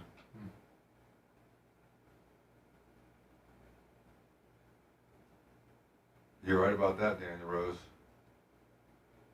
But I think there's a lot of reversible error, even if they find against him, which I think they could. I feel like there's going to be a hung jury or maybe even a defense verdict. So Vince is at least. Camber Scott, we hug. Lummy and I love each other. He'll give me a nice birthday hug off camera.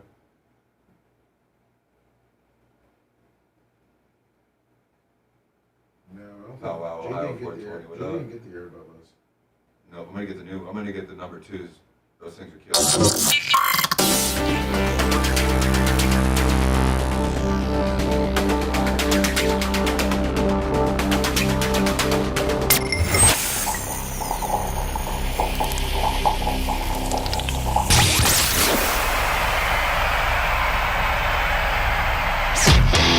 Make sure you subscribe to Bubba Army HQ. Otherwise, Bubba will have to take action. And there's a lot of power behind those short arms. Welcome back to the Bubba the Love Sponge Show. Definitely not on this, Lummy. This needs to be one of the first to go. This is the worst ever. Just telling you that. 12. 12. Gonzville. Immediately, as fast as you possibly humanly can. Thank you. Got it. Deleted. Lummy, I did it. I just saw this come up on the Twitter feed, and I do not know what it is, but so I've not had an opportunity to watch it, so it could be completely inappropriate, and so if it is, I'll get rid of it quickly. But it says Harvard University just had segregated graduations. Here's a speech. I have to admit, I'm surprised. Here's a speech from the Arab graduation, which featured pro-Hamas extremists. Now, isn't, Jay, like, within your circles, certainly, but just within society circles, to graduate from Harvard is really, really a thing. Yep. And in the legal community, Harvard Law School is about the best it gets. As good as it gets. I mean, like, Jay, if you're going, I know you're not afraid of anybody, but, you're going against a guy and you're like, hey, Jay, that guy graduated from Harvard Law. You're like, okay, all right. I mean, listen, I'm J. Diaco. I've been out in the courtroom for years and years and years. I'm pretty damn good, but all right. I'm not dealing with some jobber over here that went to, Johnny Ticket School at night. You know what I'm saying? Yep. I mean, it means something. It sure does. It's supposed to. It's supposed to. It used to. And so now I question Harvard's, management. Well, they've been doing these for, I think, like 5 or 6 years. Yeah, the segregated, Why? Why? Because that's what they wanted. Why not? Why? Why not? It's divisive. It's so bad. Yes, it's so bad for what Harvard stands for. You remember when people, fought to get rid of segregation? Right. And so, but now we want it. We want to be segregated. But if the white people demanded a graduation like this, it would be up. People would be up in arms. Right. But it's people trying to separate from the white people. We don't want to graduate with you, white people. We want to do an Arab but one. I want to do graduate with the Arabs and the blacks and There's the no white Mexicans. I want to graduate with all you. There shouldn't be. I want to graduate with everybody that's in my class. The melting pot. That's what America is, a melting pot. So this is the Arab graduation, Lummy, and I don't know what they say. I don't know what they do. I just saw this come up real fast, and I'm like, I think it might be something I need to play. I have to admit, I'm surprised to find myself here addressing you all. In part because I'm surprised they're letting the three of us graduate. but also because for most of my time... Is that a Palestinian? Yes. Scarf. At Harvard, I didn't feel like I had the sense of community that this gathering represents. Harvard was always a place where, to me, up was down and down was up. Especially this year. This year, I was told that my cries for ceasefire and divestment were violent, but those egging on a genocide were platformed and celebrated. The twisted... Jay, what is she? You're smart. What did she just say? Israel should be eliminated from the world. She did? Yeah, but they're being praised. She said that? When she says that it's a genocide, that's the dog whistle. There's no genocide going over there. They're retaliating against an attack where they killed, mutilated, raped, and murdered women, children, old people, young people, students. There was indiscriminate the amount of torture and chaos that they caused in Israel. And Israel is simply responding. Now, no one wants children to be killed. I think everyone can agree to that. But when Hamas, even Scarface said no kids, no kids, no he wasn't kids. Going to do it. He didn't blow up the car because there was 2 kids in the back. That's right. Exactly. Even Scarface knows. But when you have Hamas hiding the terrorists underneath hospitals and schools and facilities, what do they expect is going to happen? And so when they say divest and the genocide, that's saying that you should never invest in anything that has to do with Israel, and we should not support Israel in any way whatsoever because they're engaging in genocide. Genocide's what Hitler did. That's where you systematically eliminate an entire race. That's not what I watched the thing on Hitler. I watched the thing on Hitler this weekend, and that he was like a meth head. He was like on crystal meth. They would inject him with crystal meth every day, and then he'd get up just and make all these crazy ass decisions straight up on. Like they said, he would be literally what they call a tweaker nowadays. They said Hamas was like that before the October 7th attack. A lot of those guys were on like Desert. It's like Desert X, whatever it's called. There's some synthetic pill that they give these guys to make them feel larger than life. So they would go in and then call their parents. I think Dan takes one every day. Some Jews today. I think Dan takes a larger than life pill every day. He does. I was told that my cries for ceasefire and divestment were violent, but those egging on a genocide were platformed and celebrated. The twisted logic of power can give you a sense of vertigo. As every university in Gaza was obliterated while this one stood unbothered by Palestinian catastrophe, I often felt nauseous walking these halls. Now, can I ask you a question? If you're a Jewish person in this commencement ceremony that's graduating with this girl, isn't she kind of calling you out a little bit? Well, yeah. Right? They shouldn't have been able to pretty much walk the same halls. But, isn't she kind of calling you out? Yep. Jay, what happens if they try to serve you and they can't just find, they just can't find you? I had it happen to me. Arizona officials say they simply cannot find Rudy Giuliani to serve him with an indictment notice, I guess, for whatever they got. So sorry. Yeah, so, legally in the court system, Jay, and it's happened to you before where you can just simply not find a guy? Do you remember in the middle of our trial, they served my wife 4 days after she gave birth to my child in my driveway because they couldn't get me.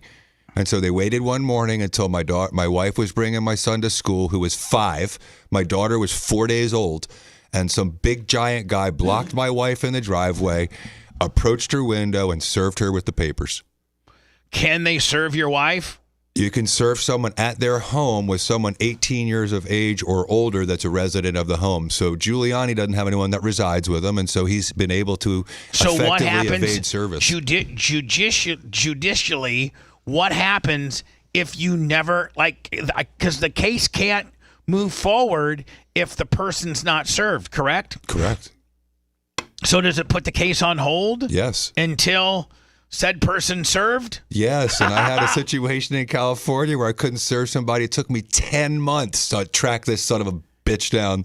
And probably a ton of money because those servers aren't free, right? No, and so I would have people roll up on his business, and so no one here is authorized to accept service. Okay, well, you try to go to his house, you never go to his house, and so you try to find the person where you can either serve them or serve someone 18 years of age or older at their residence who lives there. And it becomes a clown show.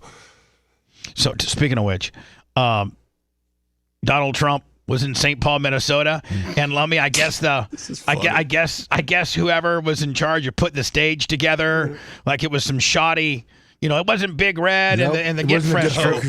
No, it wasn't my boy Bobby Cook and you and Doc and Big Red and Creatine Travis and the Nash Brothers and Mushroom Mitch, Little Wilbur's Afterbirth, Buck. They had the Hootie there. Iggy. They had Hootie engineer this. And this is how it turns out. But Americans are not struggling. This is the worst platform. Who put this stage up here? This is the worst. The frickin' place is falling down. It keeps tilting further left. He's so good. Like too many other things. What a crappy contractor this was. He's all about disinformation. Pilots come in, he said, I used to fly a plane. Truckers come in, I used to drive a truck.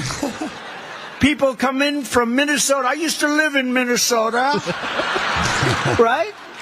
He's not wrong. He is so fun. Terrible.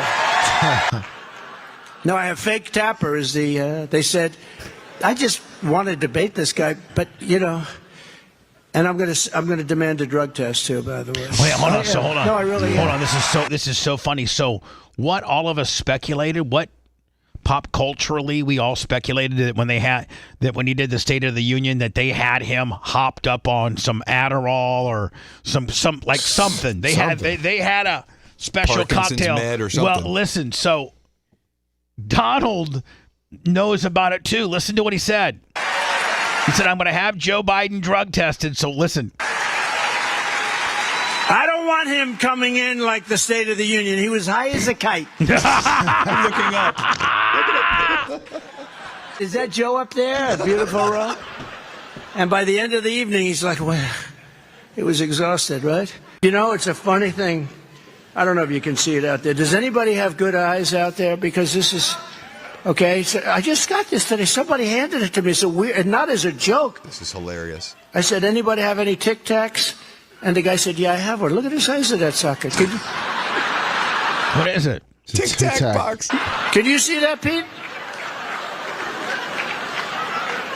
This is called Biden Tic Tacs. So they're like the most miniature Tic Tac case that they make? Yep. Can you see it, Tom? This costs more money than the one that was like 10 times bigger. This is inflation. That's a perfect... The guy actually handed me... Do you have any Tic Tacs? Yeah, here, take mine, sir. I said, what the hell is that? I mean, listen. Off the cuff. I know that Jamie from Northern Heat and Air is going to get mad at me. But, I mean, he's just by cognitive skills, just by being able to communicate, if this is our only two options, you got to go with that guy. He's a little more sane. He's a little more present. Yeah. He's a little more, hey, you president, huh? We're getting bombed. We really need to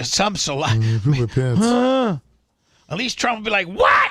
We're getting bombed. I mean, we need to send this and that and this and that and this and that. Get Star Wars going. I mean, come on now. We got to fight back. He was much more controlled and deliberate than anyone tried to make him out to be. Like, he was the wild man. If you remember, Iran shot down one of our drones, and Trump's war advisors wanted him to go to war. And he said, how much did that cost and how many people were going to die? And he refused to bomb Iran because he didn't want to start a war. So he's not as unhinged as everyone says he is. He's much more deliberate and thoughtful than people think. The only president in our lifetime without a war. Yeah. It's true. But I mean, we kind of need a couple. We need to do something. I mean, like, what at the end of the day, what is the right answer? Jay, like, if you could wave a magic wand, and let's not even make it a presidential thing, like the way Trump rules or the way Biden rules, but how does the way President J. Diaco rules so that it's the most effective and secure and best for our country moving forward and for the healthiness and securedness of the world globally, and for our country? What's the best resolve on two situations, Ukraine and Russia, and Israel / Hamas, Palestine? What would you do? Well, I think it should be peace through strength. And I think strength comes in a variety of forms. So, like, with regard to Ukraine, if the UN was as tight as Trump was making it, then this would not have happened. Trump stopped the Russian gas pipeline and he allowed the Keystone pipeline. And the first thing that Biden did was undo both of those, which allowed Russia to have the financing to engage in this war. With Israel and Iran and Hamas, the same thing happened on day one or week one. Biden reversed Trump's policies on the Iran nuclear deal. Biden immediately started funding Iran, and then Iran started funding their surrogate terrorist groups like Hamas. And so, in my opinion, if the prior administration's policies had continued, neither of these conflicts would have happened. And then you had a leader who was a strong man. People keep saying, oh, strong men are bad. Well, our world is surrounded by strong men, whether it's Putin, Xi, Little Rocket Man. He had everybody's number, and they all listened to him and were fearful of him. North Korea was not engaging in any testing of intercontinental ballistic missiles. They stopped for years. They're doing it again. China was not provocative with regard to Taiwan and Hong Kong. Right now, they're provoking everything. Russia was not doing anything. and now Russia's taking over Georgia and Ukraine, and we have war all over the world. And so peace through strength. You need to project strength so people are afraid to do anything. That's a great saying. What do you physically do? In these two excursions, in these two particular situations, I know peace through strength. That sounds great. How do you do it? Well, I think that both of them should be in negotiations. And I think that a ceasefire should have been mentioned with regard to Russia and Ukraine 2 years ago. As soon as it happened, there should have been discussions of how to stop it. It's the only war I can remember in recent history where no one ever said, let's see if we can't get the people together and stop it. So in principle, I have no problem with ceasefires to try to negotiate settlements. I think that should happen in Israel as well. The problem there is there's no negotiating in good faith in Israel because Hamas still has over 100 prisoners that they're mutilating, raping, terrorizing, torturing, that they're holding, and they won't. How do you negotiate if they won't give you your terrorists, your hostages back? So the problem there is there's no good faith negotiations on this so-called ceasefire, and there's been no discussions with Russia. None. So you need to sit down and try to make good faith negotiations to get peace. Well, okay, so you sit down. No. What if they say both, screw you, buddy? Well, that's what they're saying right now because no one wants to sit down with Biden because he can't finish a sentence. If Trump said it, I believe that Russia and Ukraine would sit down. We need a strong leader, or at least a leader that doesn't fall asleep, to be present at these ceasefire deals so that we can be taken a little bit more seriously. And they don't take us so seriously when Peepaw poops his pants and falls asleep. Well, regardless of party, whether it was Ronald Reagan, Bill Clinton, George W. Bush, George H.W. Bush, everyone knew if you screwed with America, you were getting something back. You were getting some cruise missiles. I mean, even Clinton did that. So right now, there is no red line. You're right. So there is no red and blue because even Clinton would show you the good news. You remember how when Reagan was elected, we were young, but they made him out to be just like Trump. A wild cowboy. He's got his finger on the nuclear button. It's going to be World War III, and he stopped it. He ended the Cold War because he was just enough of a cowboy that people were afraid this guy may actually do what he says. So you do need some strength. You need some consistency in your foreign policy, and we just haven't had it. We've had a foreign policy system that has been terrible for the last 4 years, and this president. Do you remember Leon Panetta? He was a defense secretary for many presidents, Republican and Democrat. Only a smart guy would know. And he said, Leon Panetta? I can tell you, Leon Spinks. Panetta. Yeah. He said, Leon Spinks. Yeah, he said that. Leon Lett. That's right. Joe Biden has been on the wrong side of every international law or international decision the United States has made foreign policy for 40 years. The wrong side of every decision. So that's our president right now. Can I ask you a question? I had no idea who Leon Panetti was. No. Oh. Defense secretary under many presidents. Are you way freaked out on how today went? Yes. No, I'm saying you probably never in a million years thought that was going to go that way, did you? Sure didn't. No, for real. I you probably was thought having it was an gonna be Johnny. anxiety attack I was last going to be night. Johnny Prickface. You took 2 days off. It's never going to happen again. Pretty much. Never no more vacations for you? And now, it's all different. You get a promotion and you're now, Lummy, think about the title that you have now.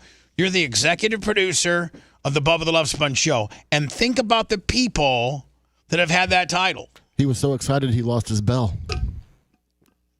I don't know. Lummy, did you lose your bell? I did not. Someone took my bell, Bubba. Lummy, being the ultimate executive producer, you would have not lost that bell. I didn't lose it. When I'm not here and someone takes it, it's not my fault. Are you going to go on a mission trying to find it? Sure, man. Now Jay just handed it to me. Somehow Dan took my bell. Dan took it. Why don't you ever get, Lummy, I asked can Dan. I tell where you're messing up? What? And Jay will back me on this. Dan will continue to push you and intimidate you and take advantage of you until you finally stick up for yourself.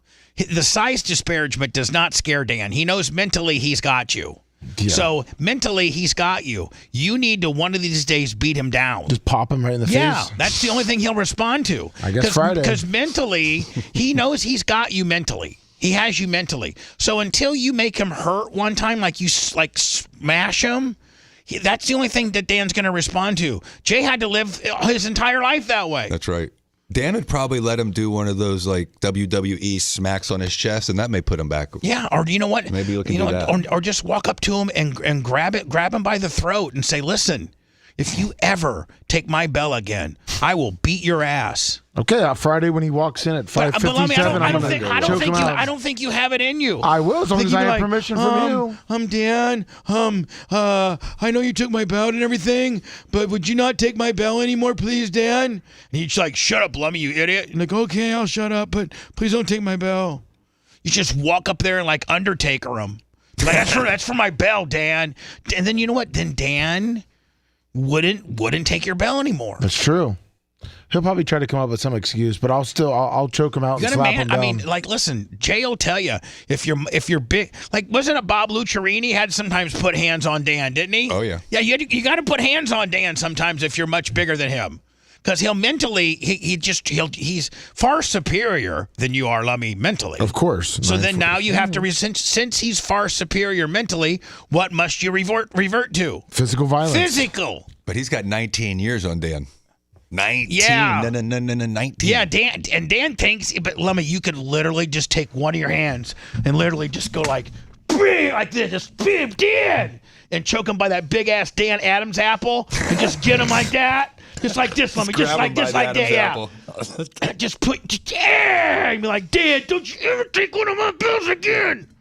And he'd be so scared. Dan will push and push and push as far as he can until you finally show him the business. I'll make sure I have that cut up for Friday. Yeah. As soon as he walks in, just grab him. Throw him down. Video that, Rhett. Yeah. I love that. If you love that segment, then check out BubbaArmyHQ.com and do a deep dive on past shows.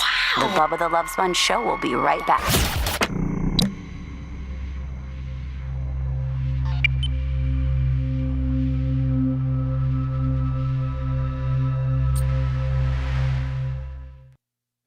God, this is not an easy one. Solving world peace to kicking your brother's ass.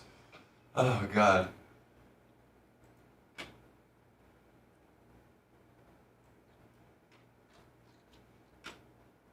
Did you already go through the trial stuff today? Yeah, pretty much. Crazy. It's gonna be. Probably a mistrial. Isn't it? I think it's gonna be either hung jury. I think they could actually acquit him, but I mean, it is New York, so it's hard to say. I mean, Cohen got destroyed. I've never seen a witness get destroyed that badly on the stand, ever. You know, normally you can catch somebody in one lie and that can make a trial. You impeach them 2-3 times and you got a good trial, you got a good closing argument. I mean, remember just the Burger King and the Mother's Day thing, what a detrimental effect that had on it. Oh, I know. You saw he admitted to stealing $60,000 yesterday of the money that was supposedly for the fucking hush money payment. Kills their case. It's the money. What he said earlier, Donald Trump's meticulous. He knows where every penny goes, except when I'm stealing $60,000. Yeah, exactly. If the jury is honest, it's going to be a hung jury or a mistrial. I mean, or an acquittal. It should be a full acquittal. Fuck. P? You got time? That is a lawyer. Cohen's lawyer is like, he told me he had nothing on him. I saw that. The Costello guy, he did unbelievable.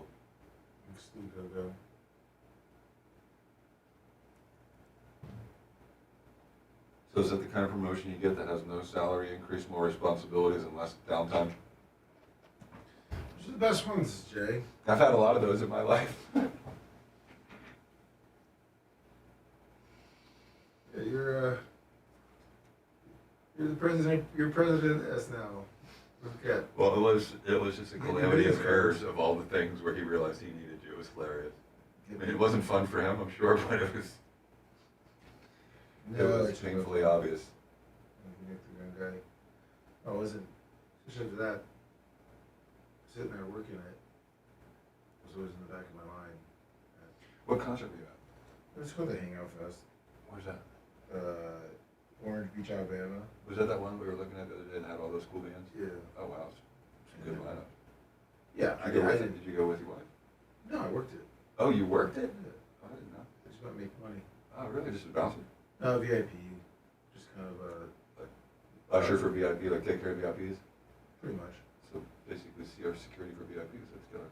Kind of, but then it's more than they be all hands on deck. My buddy's the one who runs the VIP section, Okay. so I usually like his kind of little sidekick to make sure shit's going. Make some money? Oh yeah. That's cool. Who's your favorite band? Fuck it, I couldn't tell you. I didn't watch any of them. So, with the one VIP section I was mainly in was all EDM. Okay. Except for this chick, Sexy Black, who canceled Saturday and then came Sunday. Was it good? I've never heard of her. She's fucking, her lyrics are... Oh, raunchy. Oh, yeah. I was reading it to some of the people that were working it, and they were like, "Are you fucking kidding me?" You would think they're kind of like Southern. Like if you look at Pound Town is one of her. Well, again, you know, like her can't talk about traditional marriage, but these people can put this shit in these lyrics that they put in, and Hey, Lum. Yes, Bubba. There's 2 boxes up front. Okay. Can you take them up? Yep. While we're doing the Clement Kush? Yep. Thank you. Coochie Pink. You're the executive producer. Booty Hole Brown and Lifter of All Things. That's what one of the lyrics is. that's gross. That's like WAP. You know, song of the year. I'm just trying to get my coochie stretched.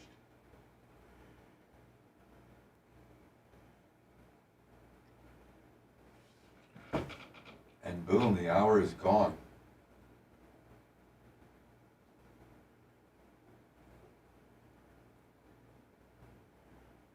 I would say contemporary, yeah, DC 123. But I'm a huge Jane's Addiction fan. Anything old grunge. Love Soundgarden.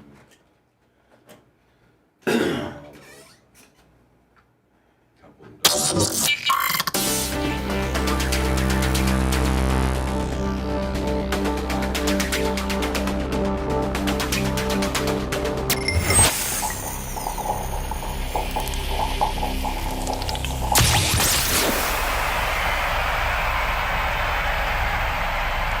He's a world-class e-cyclist. It's the Bubba the Love Sponge Show.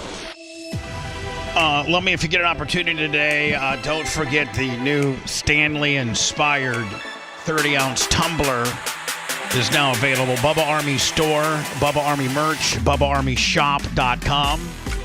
Also the koozie, just your little standard cheapy $2 foam koozies available. We'll be doing those. Those will be handouts, you know. I think also our sunglasses are coming soon. Nice. I think we got some more Operation Pigmentation t-shirts. That's the newest podcast. The 2010 Bubba Army TNA card, which we think there's only 200 of. Right? I think there's less than that. I think there's I think it's like 150. Yeah. Yeah. And then depending on the colors, like I think the purples, I believe there's only 10 of those. The blues, I think there's like 25. Oh, really? I didn't even know it was even fragmented into that kind of deal. Yeah, it's on Beckett's site. It'll show you how many graded or like how many are split up into circulation. That's your rookie card too. Yeah. So the different grades are different. So let me amounts. Yeah. They're pretty rare. They are. The Bubba Army Alpha Volume 24 men's cologne, 3.4 ounces. Jay, have you smelt it yet? No, I've got to. You haven't? I love cologne. I'm a big cologne guy. It's Creed inspired. Okay. And Dan, here. Let me come up here real fast. Let you maybe even put a little spritz on. That's the only way to see if it works. Yeah, here you go. There it is. Put a little spritz on here. Yeah. There you go. Then slather it up on your Italianness. Oh, it's nice. And it's a little strong. So you don't need. Nice. So you only need 1 or 2 spritz on the deal. I like a, and it's going to sound weird. I don't like a musky cologne. I like a kind of a sweet fruity kind of cologne. Yeah, that's what. And this actually is very sweet. It smells really nice. And it's kind of sweet and fruity. And Lummy, it is approved by 2 African American barbers. I like it. On the South Side. They're awesome. Put that on the bottle. Approved by 2 African American barbers. That's right. And a skinny Italian. And a skinny Italian. Lummy, I have the. Oh, I guess it's 40 ounce. Oh, the cup. Oh, those are cool. The 40 ounce Stanley inspired, and Jay, I think your kids all have Stanleys, don't they? That's the rave right now with 12-year-old kids. Can you believe it? Like, who the hell? And they're not as good as Yetis because they have that damn straw which leaks. So if you tip it over, they leak. Oh, by the way, not this one. Really? My straw is non-leakable. Oh, then that's better than a Stanley. Yes. Like, you can stick my straw in, and then there's a rubber gasket that goes around the straw. Oh, killer. It's a non-leakable straw. Yeah, and you know what? I think you've probably bought enough of them. How much are Stanleys? $50? 60? Yeah, for sure. Mine are 31. Lummy, are they $29.95 or are they? No, they're $31.99.